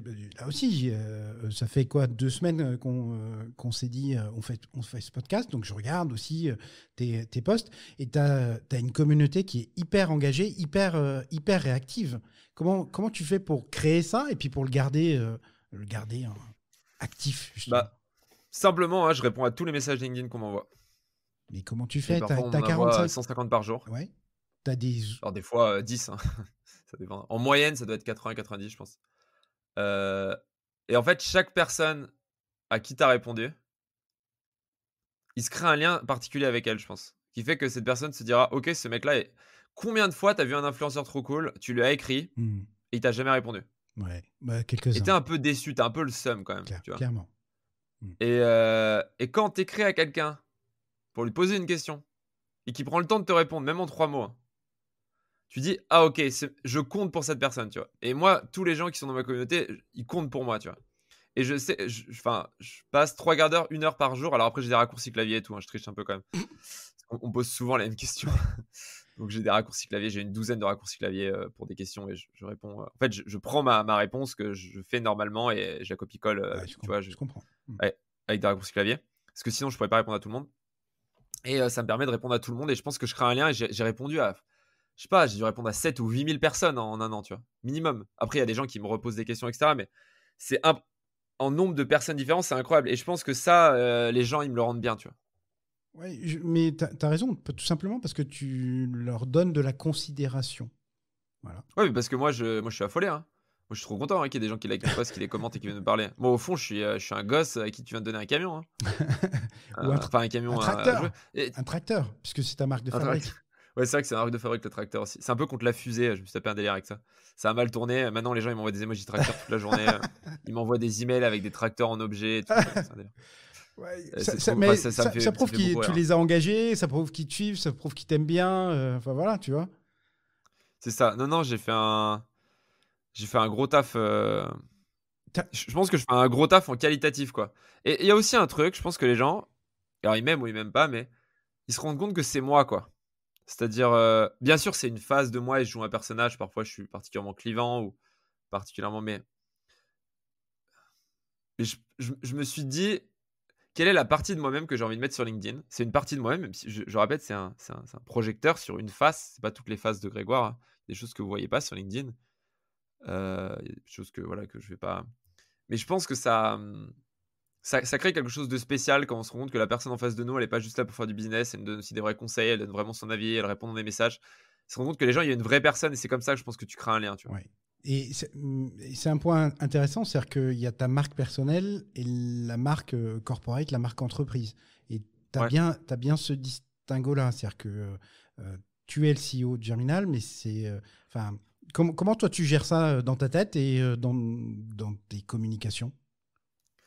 Bah, on a un peu une stratégie en mode Avenger, c'est-à-dire que on est plusieurs dans la boîte à faire des Ok, posts, avec plus ou moins de reach, hein, mais moi, mon RH, je crois qu'il va faire 3 ou 4 millions cette année quand même de reach, donc de portée, donc c'est joli. déjà Ok, assez solide. ouais. J'en aurais rêvé il y a un an. Ouais, vraiment. Parce qu'en 2019, j'ai fait beaucoup, beaucoup, beaucoup moins que ça. À l'époque, je commençais quoi. Et du coup, il y a mon RH qui a son positionnement, il y a mon directeur marketing qui a son positionnement, il y a moi qui ai mon positionnement, il y a ma responsable des partenariats qui a son positionnement. Et en fait, on a tous nos positionnements, on a tous notre façon de parler, notre façon de nous exprimer qui nous est très personnelle et qui est très libre dans la boîte. On a quelques règles très, très larges. Enfin, très... Tu as quand même un cahier des charges, même quand c'est ton compte perso, tu as des Ouais, mais c'est un guidelines. cahier des charges qui est très limité, c'est-à-dire pas d'opinion. Enfin, en gros, on a des thématiques sur lesquelles la liberté, l'égalité homme-femme, etc., sur lesquelles il n'y a aucun problème, on peut aller au clash, tu Ouais. vois, sur les salaires, etc. Mais tu vois, tout ce qui est religion, tout ce qui est politique, on oublie, quoi. Ouais, Voilà. ok. C'est quand même. C'est pour ça, il y a pas beaucoup, il y a pas 10 000 sujets, mais on fait pas de politique, on fait pas de religion sur les réseaux sociaux, quoi. Mm. Ça, c'est personnel et on n'en parle pas. Mais tout le reste, c'est open bar, quoi. D'accord. Et moi, j'ai aucun problème sur des. Et voilà, chacun, du coup, a sa marque perso, chacun fait des posts. Et en fait, toutes ces personnes-là qui sont là sur les réseaux, ça représente Germinal. Et moi, je fais un gros effort aussi pour irriguer un peu sur les gens de mon équipe.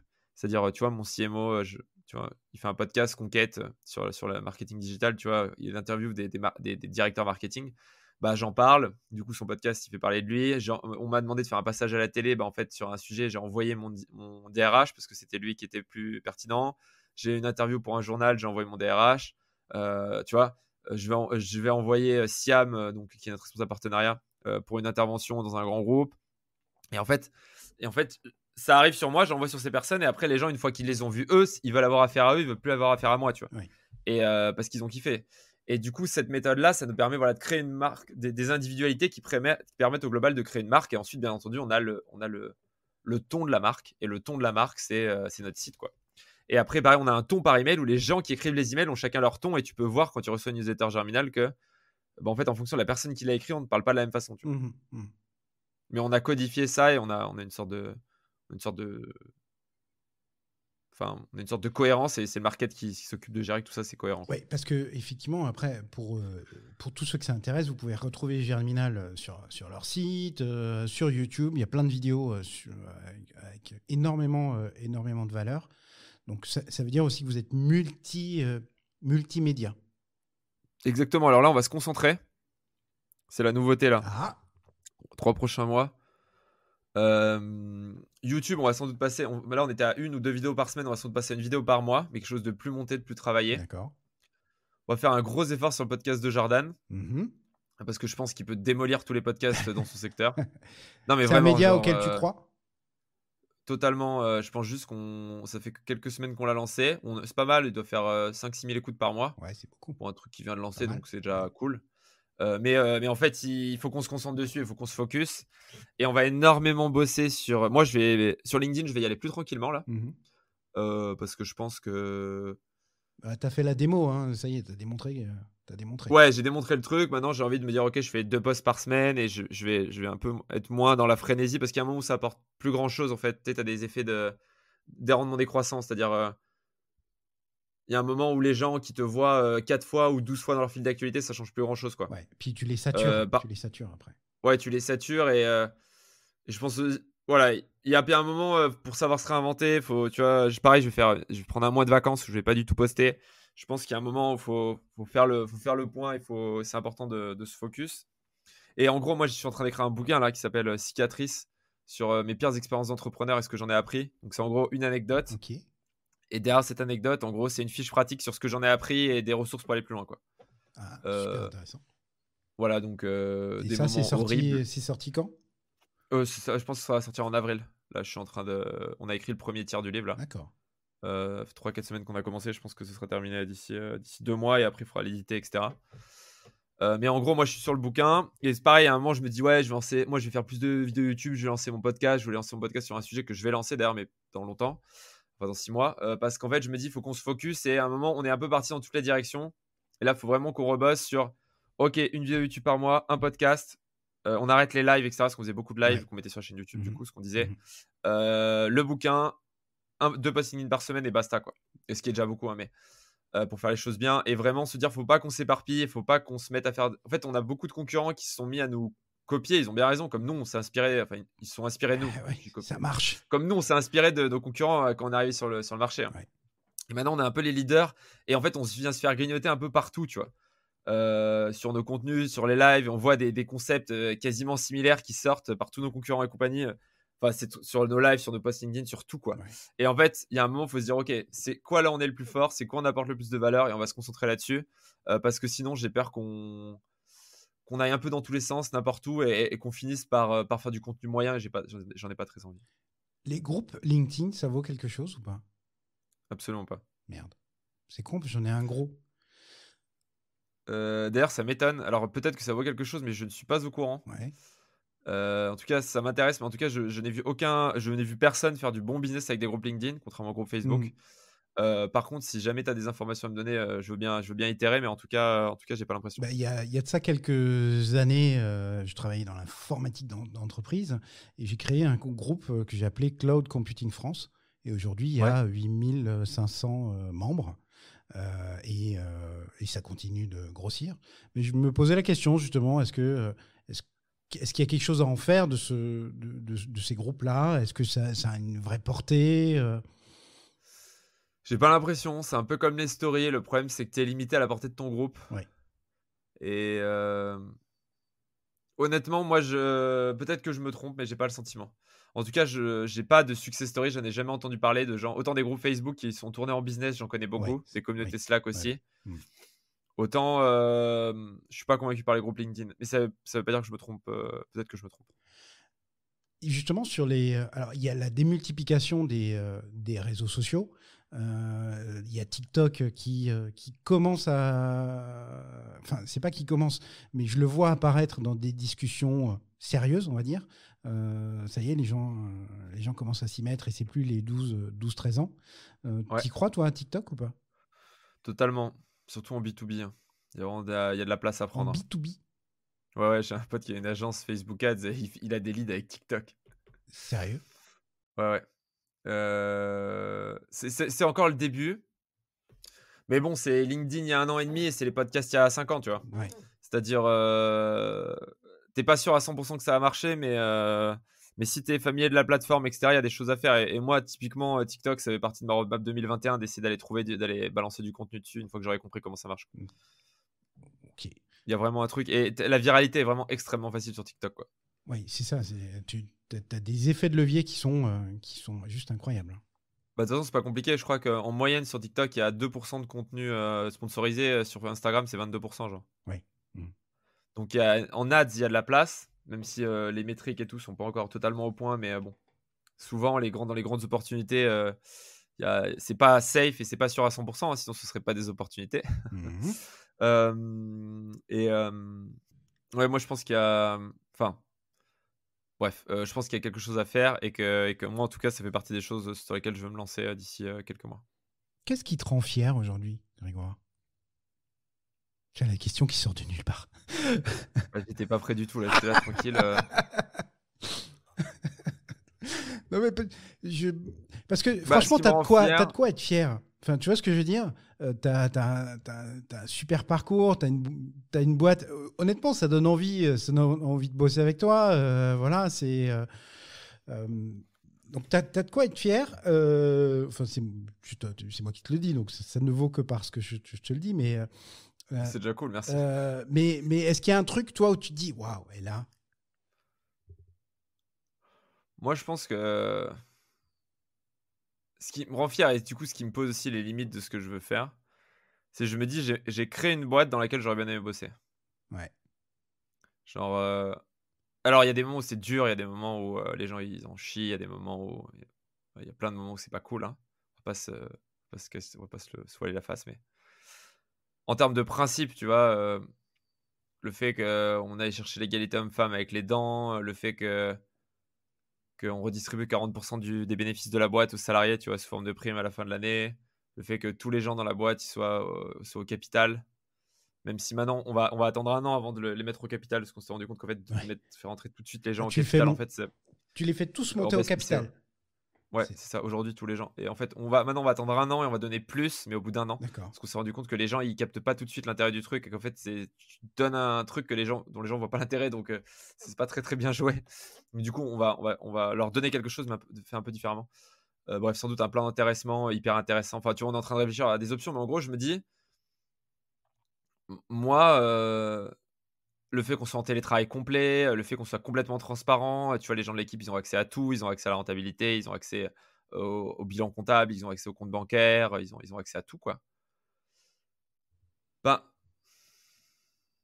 ils connaissent mon salaire, enfin, voilà, tout le monde connaît le salaire de tout le monde, bref. D'accord. Mais Mhm. pour moi, c'est devenu totalement logique. D'ailleurs, tu vois, j'ai même du mal à te faire la liste parce que pour moi, c'est comme ça, quoi. Enfin, tu vois, genre, C'est une boîte nouvelle génération quand même. Euh, ah, je pense, ouais. Et en gros, ouais, c'est ça qui me rend fier, c'est de me dire, j'ai créé un modèle et ça inspire des gens. On est autofinancé alors qu'on fait pas on fait beaucoup de croissance. Ça me rend fier de me dire: j'ai créé un nouveau enfin, je contribue, quoi, ouais. au fait de créer quelque chose qui change et que j'aurais bien aimé avoir. Et Ouais. et ça, oui, ça me rend fier et je me dis ça, quoi qu'il arrive, quoi qu'il se passe, ça reste, enfin, ça restera et je pourrais en être fier toute ma vie, tu vois? LinkedIn, c'est cool, hein,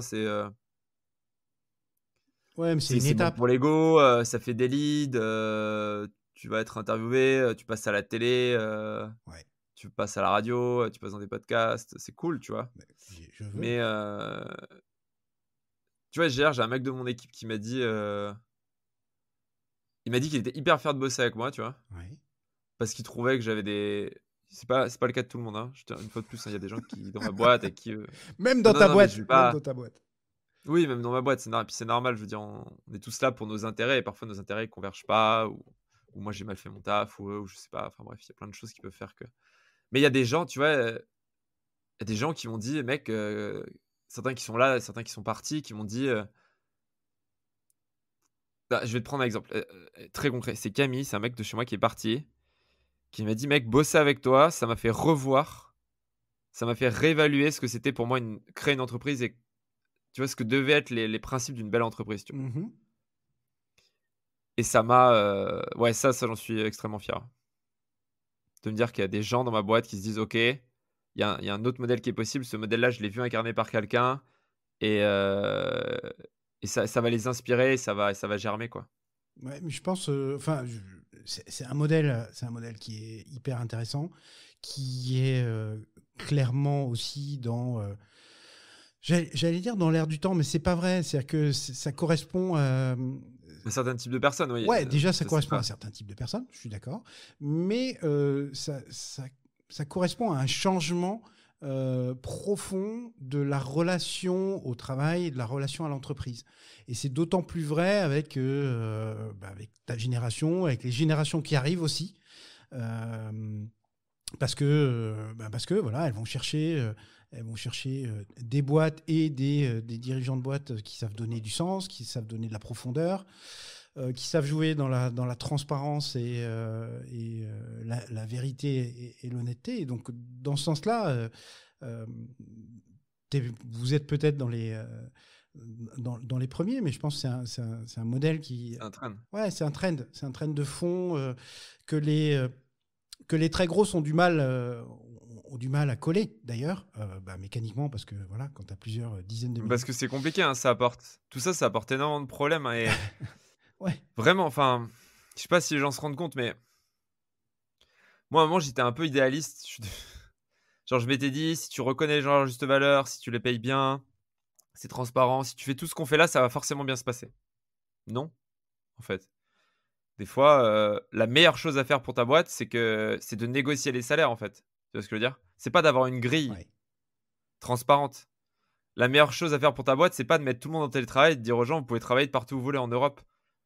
Je veux dire, tous ces choix que j'ai faits, enfin qu'on a fait avec mes cofondateurs et qu'on a fait avec l'équipe, parce qu'il y a des choix qu'on a fait, en vote et cetera, heu, c'est pas toujours le meilleur choix pour la boîte, en fait. C'est le meilleur choix pour les êtres humains qui sont dans cette boîte, mais c'est pas le meilleur choix pour la boîte et parfois les gens, ils le comprennent pas. Tu vois ce que je veux dire? Ouais. C'est-à-dire Et que tu sacrifies, entre guillemets, peut-être de la croissance ou du chiffre d'affaires. c'est ça, pour ça et même tu as des gens qui vont pas voir que à quel point c'est utile pour eux et enfin ça crée aussi des effets pervers, quoi. Et tu sais que sur le long terme, quand tu auras trouvé le bon réglage, ce sera ouf. Mhm. Tu sais que ce modèle-là, il est meilleur, tu vois, pour l'équipe. Mais si tu interrogeais, tous les gens de mon équipe, on a peut-être, tous les gens qui sont partis, il y en a peut-être un tiers qui sont complètement fans du truc. Il y en a un tiers qui trouve ça cool. Et t'en as un tiers qui voyait pas du tout l'intérêt, qui comprenait pas pourquoi on faisait ça, quoi. C'est ce que je veux dire. Ouais. J'ai aussi des gens de mon équipe qui m'ont dit en partant, mais mec, je comprends pas le modèle. Pourquoi t'as pas recruté plein de stagiaires, que t'as payé à 600 balles? Germinal aurait marché beaucoup mieux. C'est une connerie. Moi, je monte une boîte, je vais faire ça, tu vois. Ouais. Et genre, t'es là en mode texto, hein, en gros. Et une fois de plus, il a peut-être raison, tu vois, j'en sais rien en fait. Je suis qui pour le juger? Mais juste quand Ouais, mais quelqu'un c'est te pas dit ta ça, par contre, vision. tu te dis C'est pas ta vision. non, c'est pas ma vision, mais quand quelqu'un te dit ça, tu dis ok, lui, il est resté un moment chez nous quand même. Tu vois. Mhm. Et là, tu te dis ok, en fait, tout ce que j'ai fait pour lui, ça a pas de valeur et ça n'a pas apporté. Et Toi, ça tu te te dis, et déçoit? pourtant, Ça te déçoit? ah, ça me déçoit pas de la personne parce qu'en fait, chacun voit midi à sa porte. Et c'est aussi des événements comme ça qui te font dire ok, tu dois pas faire tu dois faire ce que tu crois juste. Tu dois pas faire ce qui fait que les autres vont penser que tu es juste. Ouais. C'est ce que je veux dire. Mhm. Parce que si tu cours après la reconnaissance des gens en faisant ce genre de choses, je ferais mieux de me jeter de mon balcon, hein. Après, je suis au premier étage, donc a priori, je devrais pas me faire très mal. Mais il faut vraiment faire ça parce que toi, ça correspond à tes valeurs profondes, tu vois. Et ça m'a fait m'interroger sur tout ce que je faisais. Je me suis dit, si tu fais ça pour la hype, si tu fais ça pour retenir les gens, si tu fais ça pour que les gens disent que tu es un mec formidable, en fait, tu vas droit dans le Ouais, mur. c'est jamais... Et c'est pas le bon moteur. Ouais. non, c'est pas le bon moteur parce qu'en fait, les gens, parfois, les gens, t'auras plus de rétention en négociant les salaires, en faisant le gros bâtard avec les gens, en leur faisant un entretien tous les 6 mois, en leur disant qu'ils sont nuls, en leur disant que regarde, tel mec est meilleur qu'eux. Ouais, faut peut-être pas Peut-être. tomber dans l'autre extrême, mais Non, non, non, non, attends, attends, attends, je dis pas que je voudrais le faire, hein. Je dis juste que quand je vois certaines boîtes de conseil, comment elles malmènent les gens de leur équipe et qu'ils en ont rien à carrer et qu'ils ont des gens qui restent plus longtemps et qui produisent ouais. plus, tu vois. Sauf que ça correspond pas à mes valeurs. Ce que je veux dire, c'est, j'ai pas fait ce modèle-là parce que je me suis dit que c'était la façon la plus efficace et la meilleure de gérer une boîte parce que c'est pas le cas. Et il y a des gens qui ont d'autres modèles depuis des années, depuis des dizaines d'années et ça marche très bien. Par contre, je pense que c'est la meilleure façon d'être en accord avec mes principes. Voilà. Ok. On va arriver au bout. Je vais te lâcher, Grégoire. Je vais pas te tenir trop longtemps. Déjà, un grand merci de tout ce temps que tu me consacres. Euh, une question qu'on t'aurait jamais posée et que tu aimerais vraiment qu'on te pose. Parce que les questions sur les posts LinkedIn, etc., etc. Enfin, moi, je trouve ça c'est hyper intéressant. Mais tu y as répondu déjà plein de fois, effectivement. Ah si, un truc peut-être, tu sais, c'est sur l'héritage, peut-être. C'est sur le côté familial, tu vois. Ouais. Genre, tu vois, en fait, le truc que j'aimerais dire ou qu'en fait, qu'on me fasse dire, c'est, je pense qu'on sous-estime vachement la valeur des modèles familiaux. Tu vois? Moi, c'est mon grand-père, en gros. En fait, moi, j'ai toujours eu mon père qui me disait qu'il fallait travailler. Ouais. On disait tout à l'heure, il fallait être bien rasé, il fallait une chemise. En gros, si t'as pas une chemise, tu te rases pas bien et que tu travailles pas bien, tu y T'es arriveras pas, personne. quoi. Et une fois de plus, c'est ce que j'en ai compris, c'est sûrement pas ce qu'il a dit. Mais mon grand-père et mon père, c'est un peu mon héros et c'est toujours mon héros parce qu'il est vraiment parti de loin. Mais mon grand-père, c'est vraiment le mec qui est parti. Il avait 12 ans. Son premier taf, c'était de conduire une charrette. Lui, il est arrivé pendant la Seconde Guerre mondiale Mhm.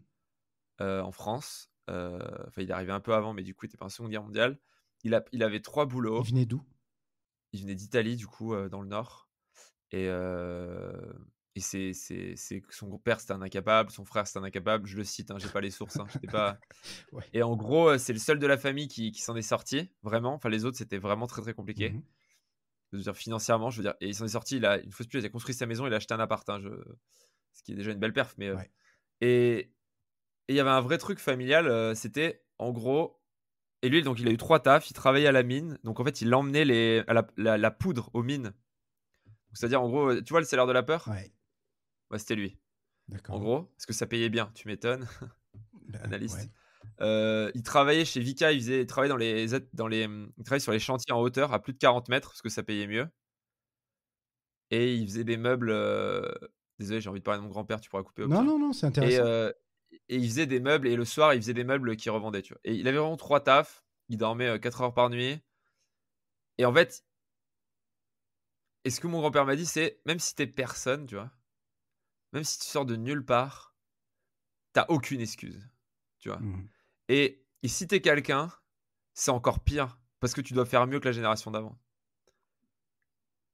Et c'est vraiment un truc qui m'a marqué. Ça te met de la pression quand même. Non, c'est justement, c'est pas fait avec de la pression. C'est juste nous, c'est juste un constat, c'est nous chez les Gambato, tu vois? Il y a pas beaucoup de Gambato en France, on est 7. Nous chez les Gambato, on fait toujours mieux que la génération précédente. Ouais. Mais tu sais, c'est pas une pression, c'est pas une injonction, c'est juste un constat. Mmh. Genre et on fera tout ce qu'il faut pour le faire, tu vois? Et c'est marrant parce que mon père, lui, il l'a interprété à sa façon et du coup, il nous levait à 8h30 pendant les vacances. Il nous faisait Ah, bosser c'est les pas cool ça. week-ends. On passait la tondeuse, tu sais, Ouais. on faisait la vaisselle, on devait nettoyer la cuisine, on allait tailler la haie, on faisait ci, on faisait là, on travaillait tous les étés et en fait, il avait vraiment il a eu son interprétation et il y a des choses avec lesquelles je le remercierai jamais, tu vois, de m'avoir fait à partir de 16 ans, d'avoir fait bosser en cérémétallerie, Ouais. tu vois, sur l'été pendant la canicule, Ça apprend la valeur de sur les l'effort, hein. toits. Mmh. Ouais, la valeur de l'effort, vraiment hardcore, quoi. Le sport, on allait faire du sport tous les dimanches et on en chiait, c'était et et tout ça, je le comprenais pas et le jour où j'ai vu mon grand-père, j'ai vu la source et en fait, ça m'a mis un peu en j'ai compris pourquoi mon père nous faisait faire ça et en fait, ça m'a permis d'être en accord avec moi-même, tu vois? Et en fait, quand tu as des grands-parents, mon grand-père, il a 93 ans et quand souvent, quand quelqu'un s'approche de la mort et qu'il sait qu'il va mourir, tu vois? Mmh. Il est totalement autonome chez lui, hein. Il prend toujours sa caisse pour aller faire les courses et tout, il s'en bat les couilles, hein, je dis qu'il est, près de mourir aussi, dans 10 ans, il sera encore là, mais en gros, il a vraiment ce truc de: «Je prends du recul sur ma vie» et le fait d'avoir parlé à mon grand-père et qu'il nous explique qui on était, pourquoi on faisait ça et d'où venait mon éducation, pour moi, ça a été un énorme Ouais. déclic et je pense que tous les gens qui ont encore des grands-parents et qui veulent comprendre ça, ça vous aidera. Ça peut tellement vous aider dans la vie de revenir à la source et de comprendre ce qui s'est passé et de pourquoi vous avez cette éducation, c'est quoi votre dynamique familiale et je pense que ça peut tout changer, pour un être humain Ouais, puis il t'a remis dans en perspective, il t'a réaligné, avec les générations, précédentes. Heu, et puis il m'a réconcilié aussi, tu sais? mmh. Avec toutes ces choses que tu détestes chez ton père et en Ouais. fait, tu comprends pourquoi il est comme ça et toutes ces choses que j'adore aussi, hein. Tu vois ce que je veux dire? Et c'est juste incroyable et voilà, j'avais juste envie d'en parler parce que c'est un truc qui m'a marqué hyper profondément et et je pense que dans les gros moments de doute, dans les moments où je dis: «Mais pourquoi je fais ça? Pourquoi j'en suis là? Pourquoi?» Je repense à ça et ça te redonne de Ouais, ça l'énergie, te quoi. booste et je sais pas si tu as remarqué, mais heu, ton grand-père, il travaillait à la mine. La mine, Ouais, c'est Germinal, hein. ouais, il y a Il y un a petit il y a un côté, petit truc, délire, c'est les forçats de la faim, oui, oui. hein, voilà. Ah non, non, mais clairement. Alors à la mine, après, il a emmené lui, il travaille, je te disais, Ouais, il était à c'était mon autre l'extérieur, grand-père qui OK, travaillait ouais. ouais, lui, il était en extérieur, dans les carrières et cetera. Alors que toi, tu es au fond de la mine C'est et tu pousses les wagonnets. c'est ça exactement. Non, non, mais il était pas non plus dans les mines de charbon. Mon autre grand-père, par contre, bref, mais lui, il est mort sur un enfin, il a eu un accident sur un chantier, il en est mort, mais lui, pour le coup, j'ai jamais connu. Il est mort, il avait 38 ans, un truc comme ça, donc très jeune. Ah. Mais mais ouais, ouais, mais tout ça et enfin bref, Non, mais voilà, ça c'est ça tout que remet j'avais tout dit. ça en Mais oui, mais il y perspective. a un truc, mais moi, le côté forçat, le côté, tu vas tout chercher, au fond, quoi et c'est dur mais on va y arriver, oui, c'est un truc et ça, c'est quelque chose, moi, j'angoisse, si j'ai des enfants de pas leur transmettre ce truc, cette énergie, tu sais, on voit souvent, on dit: «La première génération fait fortune», je crois que c'est la deuxième ou la troisième génération qui dépense tout, tu Ouais. vois? Mmh. Genre, et c'est ça, c'est en fait, quand tu as pas cette dynamique, c'est tellement plus dur quand tu es moi, j'ose même pas imaginer ce qui me serait arrivé si j'étais arrivé dans une famille au top, quoi. Parce que tu as une pression. Tu vois, moi, c'était juste un trend, un truc à suivre, tu vois, un vent ascendant qu'il fallait juste se laisser porter, tu Ouais. vois, par l'énergie familiale. Alors que je pense que cette énergie, elle peut se condenser, elle peut devenir, extrêmement négative quand au contraire, tu es sur une énergie enfin, si tu pas le même trend familial, quoi. Ouais, je te trouve un peu dur avec toi-même parce que, ce que tu as aujourd'hui, dans les mains, c'est ton travail, justement. C'est ton travail, c'est ton Ouais, intelligence, mais après, je pense qu'il faut être, enfin, je pense que c'est important de sentir, à quel point tu as enfin, souvent, je dis: «Oui, je viens d'un milieu» et cetera, mais l'énergie que j'ai eue dans mon milieu, les parents que j'ai eus, les grands-parents que j'ai eus, je pense aussi que ça aide beaucoup, quoi. Voilà, c'est ça que je veux dire et je pense que quelle que soit la famille qu'on a, c'est important de comprendre les forces qu'on peut en tirer. C'est ça que je voulais aussi dire et que ça peut nous aider et que renier qui on est et se dire: «OK, les gens» enfin et puis après, des gens qui ont pas la chance de connaître leurs parents. Mais en tout cas, moi, c'est quelque chose que j'ai beaucoup négligé, quoi.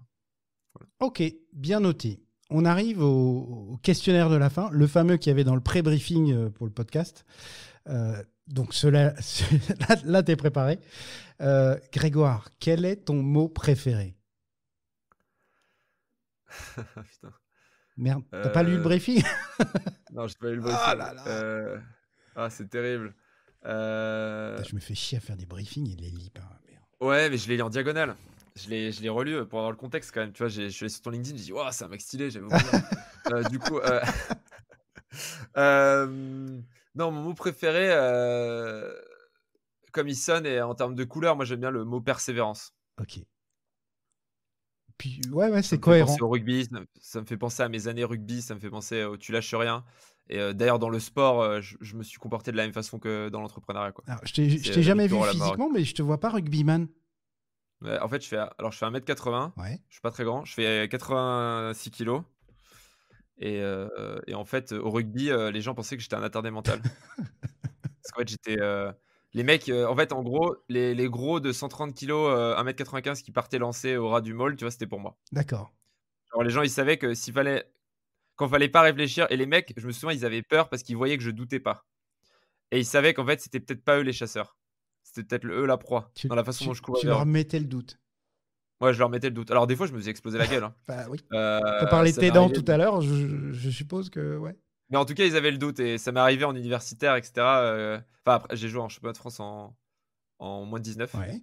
Heu, alors Ah ouais, après, quand même, niveau, quoi. on s'est arrêté en 32e de finale. C'était pas, c'était la deuxième e tu peux l'équivalent de la Pro D2. D'accord. Enfin, de la deuxième division, c'est-à-dire la première division, c'était vraiment, Crabos, nous on était en Balandrade si je me souviens bien, et il y avait une division au-dessus encore. Donc j'étais pas FCG et cetera, mais j'étais à Cessin, c'était le deuxième meilleur club de. Alors les autres clubs de Grenoble seront pas d'accord, hein, genre Pontet et cetera, mais c'était le deuxième meilleur club de l'agglomération grenobloise, quoi. Mhm. Mais j'avais changé de club pour aller là-bas et cetera. Mais par contre, j'étais limité. En effet, je courais pas très vite et du coup, j'étais 3e lignel et c'était le seul poste auquel je pouvais jouer. Enfin, j'étais le plus petit du pack d'avant, en fait. J'étais toujours le nain, quoi. D'accord. Avec le talonneur qui des fois était plus petit, Ok. pour ceux qui s'y connaissent. Voilà. Le mot que tu détestes. C'est une expression, ça marche ou pas? Ouais, ça marche aussi. On J'ai fait ce pas le qu'on temps. veut et on est à la maison, Oh, on fait ce qu'on veut. ouais, j'ai pas le temps. Ah, j'ai pas le temps. Ouais, Gros, pourquoi, si t'as pas le temps, tu genre, détestes ça? c'est impossible de pas avoir le temps. C'est juste qu'on a dépriorisé. Faut arrêter de se mentir, en fait. Hmm. Genre, soit on s'organise mieux, mais j'ai pas le temps, c'est l'excuse des temps modernes. C'est terrible. Ok. C'est les gens qui veulent. Enfin, on peut de façon très ponctuelle ne pas avoir le temps, mais la vérité, c'est que le temps, on le trouve. Et j'ai toujours vu les gens autour de moi qui me disaient j'ai pas le temps. C'est une Et en question de fait, priorité. c'est une question de priorité. Et c'est surtout, c'est un état d'esprit dans lequel tu te mets de j'ai pas le temps. Non, enlève ce qui est pas essentiel pour toi et tu auras le temps. Et moi, maintenant, j'ai le temps de faire ce que je dois faire, tu vois. J'ai le temps de faire tout. J'ai l'impression que mes journées, je suis quasiment jamais dans le rush, moi. Et il y a 3 ans, je me noyais dans un verre d'eau, tu vois. Ok. Et pareil pendant mes études, je me souviens, je révisais, j'avais une façon particulière de réviser, et je passais 5-6 heures à réviser par jour. Et j'arrivais à revoir 4 fois tous mes cours en droit, et j'avais des collègues qui avaient bossé entre 6 heures du matin et 23 heures le soir à la BU, ils faisaient la fermeture. Ils me disaient j'ai pas le temps, j'ai pas le temps, j'ai pas le temps. Non, il faut se remettre en question, quoi. Et je trouve que j'ai pas le temps, c'est vraiment devenu l'excuse des temps modernes pour plein de choses. Le son ou le bruit que tu aimes? Attends, j'aurais vraiment dû regarder ce briefing. Le son que j'aime bien, un bruit. Ça peut être une musique, hein. Une musique, c'est Rocky Balboa, Ah ouais. Tiger. Ouais. Tin, The Eye of the tin, Tiger. tin, tin. Ouais, je me Ouais. la mets dans les oreilles le matin quand je bade. Genre, D'accord. et je me dis, allez, et tu sais, je me regarde dans le miroir, c'est complètement ridicule, mais ça marche. Dans une autre série. Prends le générique de Véronique et Davina qui font du sport. Véronique et Davina. Ah ouais, non, c'est un truc de vieux, tu verras. Je t'assure, ça te remet dans le bon mood et t'es parti pour la journée. La référence à la con. Putain. Le son ou le bruit que tu détestes? Mes dents qui tapent le sol. Oh ah, Voilà. non, ça c'est trop douloureux. Ouais, je te confirme. Ouais. Le bruit était pas ouf. Ouais. Je Non, m'en non. souviens bien. Affreux. On passe, tu vois, ça me fout Ouais, des passe, frissons. passe, passe. Ça me fout des frissons. Le juron, gros mot ou blasphème favori? Ah, c'est une expression, mais un peu juron. Faut se sortir les doigts du cul. Ouais. Genre, je sais pas si t'as déjà essayé de courir avec les deux doigts, non, mais ça marche pas. Non, Ah, mais c'est mon expression, c'est un peu le parallèle de j'ai pas le temps. ouais. Oui, je comprends. T'es Je trop comprends jeune bien. pour avoir fait ton service militaire, mais ouais. Non, mais ça, c'est une expression de mon père qui a fait l'armée, hein. Eh ben voilà. Il a pas fait le service militaire. Il était à l'armée pendant 3 ans. Il était chasseur alpin à Briançon. Il s'est blessé très gravement en entraînement, donc du coup, il a dû arrêter. Mhm. Gros accident en montagne, mais du coup, c'est son expression, donc je pense que ouais, ça vient Ouais, de ça ça vient de vient de là. là, certainement. En tout cas, moi, c'est là la première fois que je l'ai entendu. D'accord. La citation que tu aurais aimé prononcer. Ah bah, faut sortir la doigt du cul, hein. C'est être à l'origine de En tout ça. cas, à l'origine de cette citation, non, en termes de citation, j'aime bien, Pascal qui disait, «Être, modeste, c'est vouloir être flatté 2 fois». Oui, élégant. Ouais, c'est de Pascal, c'est sûr, je sais pas si c'est exactement, mais moi, je suis un connard égocentrique, mais le nombre de fois où je vois des gens et je pense à cette citation, alors il y a des gens qui sont vraiment modestes et c'est vraiment c'est leur être, tu vois? Ils sont comme ça, Mhm. et il y a des gens, ils sont encore plus connards et encore plus égocentriques que moi et je les sens à 10 kilomètres. Mhm. Sauf qu'il y a que moi qui les sens parce que j'ai ce super pouvoir qui n'a absolument aucune sorte d'utilité. Et du coup, à chaque fois, je pense à cette citation et je la sors assez régulièrement et je l'aime beaucoup. Si Dieu existe, qu'aimerais-tu, après ta mort, l'entendre te dire? Ah, gros, tu géré. Dieu, il est dans le 9-3 ou quoi? Ouais, mais je parle comme ça, moi. Je suis pas du 9-3, moi, je suis du 3-8, mais non, non, je Gros, pense à t'as un truc géré. comme ouais, gros, tu géré, ouais. Tu sais, un truc bien, bien déjà bien, C'est friendly welcome. iconoclaste, Ouais, bien iconoclaste, tu vois? ouais. Genre, tu sais, il te fait ça en te posant la main sur l'épaule, tu vois? Mhm. Je pense que ça pourrait être sympa. Bah écoute, Grégoire, ce sera le mot de la fin. T'as géré, gros, t'as géré sur le podcast. Grave. Merci. C'était super intéressant. J'ai appris plein de choses et ça donne encore plus envie de te suivre. Tu vois, tu dis que t'es un connard égocentrique. Je pense pas que t'es un connard et je pense pas que tu sois si égocentrique que ça. Ça ça fait quelqu'un de toi un profil hyper intéressant. Au-delà du côté technique et growth, etc., etc. Voilà, je pense que les réflexions que tu as autour de ce qu'est une entreprise, ce qu'est un groupe humain auquel on essaye de donner du sens, enfin voilà, je trouve tout ça est hyper intéressant. Et donc, je te remercie infiniment d'avoir partagé ça avec nous. Et donc, je souhaite longue vie à Germinal. Et voilà, on peut te souhaiter quoi? Oh, ce qu'on peut me souhaiter, c'est que ça continue comme ça parce que même si, je répète, il y a des jours où c'est difficile et je pense que c'est important de le dire, en ce moment, je vis quand même ma meilleure vie, quoi. C'est-à-dire, je toutes les choses dans lesquelles je croyais ou j'arrive à les appliquer, et même si, s'il y a des limites, s'il y a des choses qui marchent pas et cetera, c'est quand même hyper cool et je vois aucun autre moment de ma vie où j'ai été plus heureux que ça, hein. Ben, tu vas voir, ça va être encore mieux de jour en jour. Merci beaucoup, Grégoire. Bye bye. Merci beaucoup Pierre. Ciao. Bravo, vous avez tenu jusque-là. Si cet épisode vous a plu, vous pouvez le partager avec tous vos amis. Point important, abonnez-vous à La Colle sur votre plateforme de podcast préférée pour obtenir dès leur sortie les nouveaux épisodes. Mais aussi et surtout, laissez-moi un commentaire pour me dire ce qui vous a plu, ce qui vous a déplu, les trucs à améliorer et, je l'espère, vos encouragements. On se retrouve très vite pour un prochain épisode de La Colle.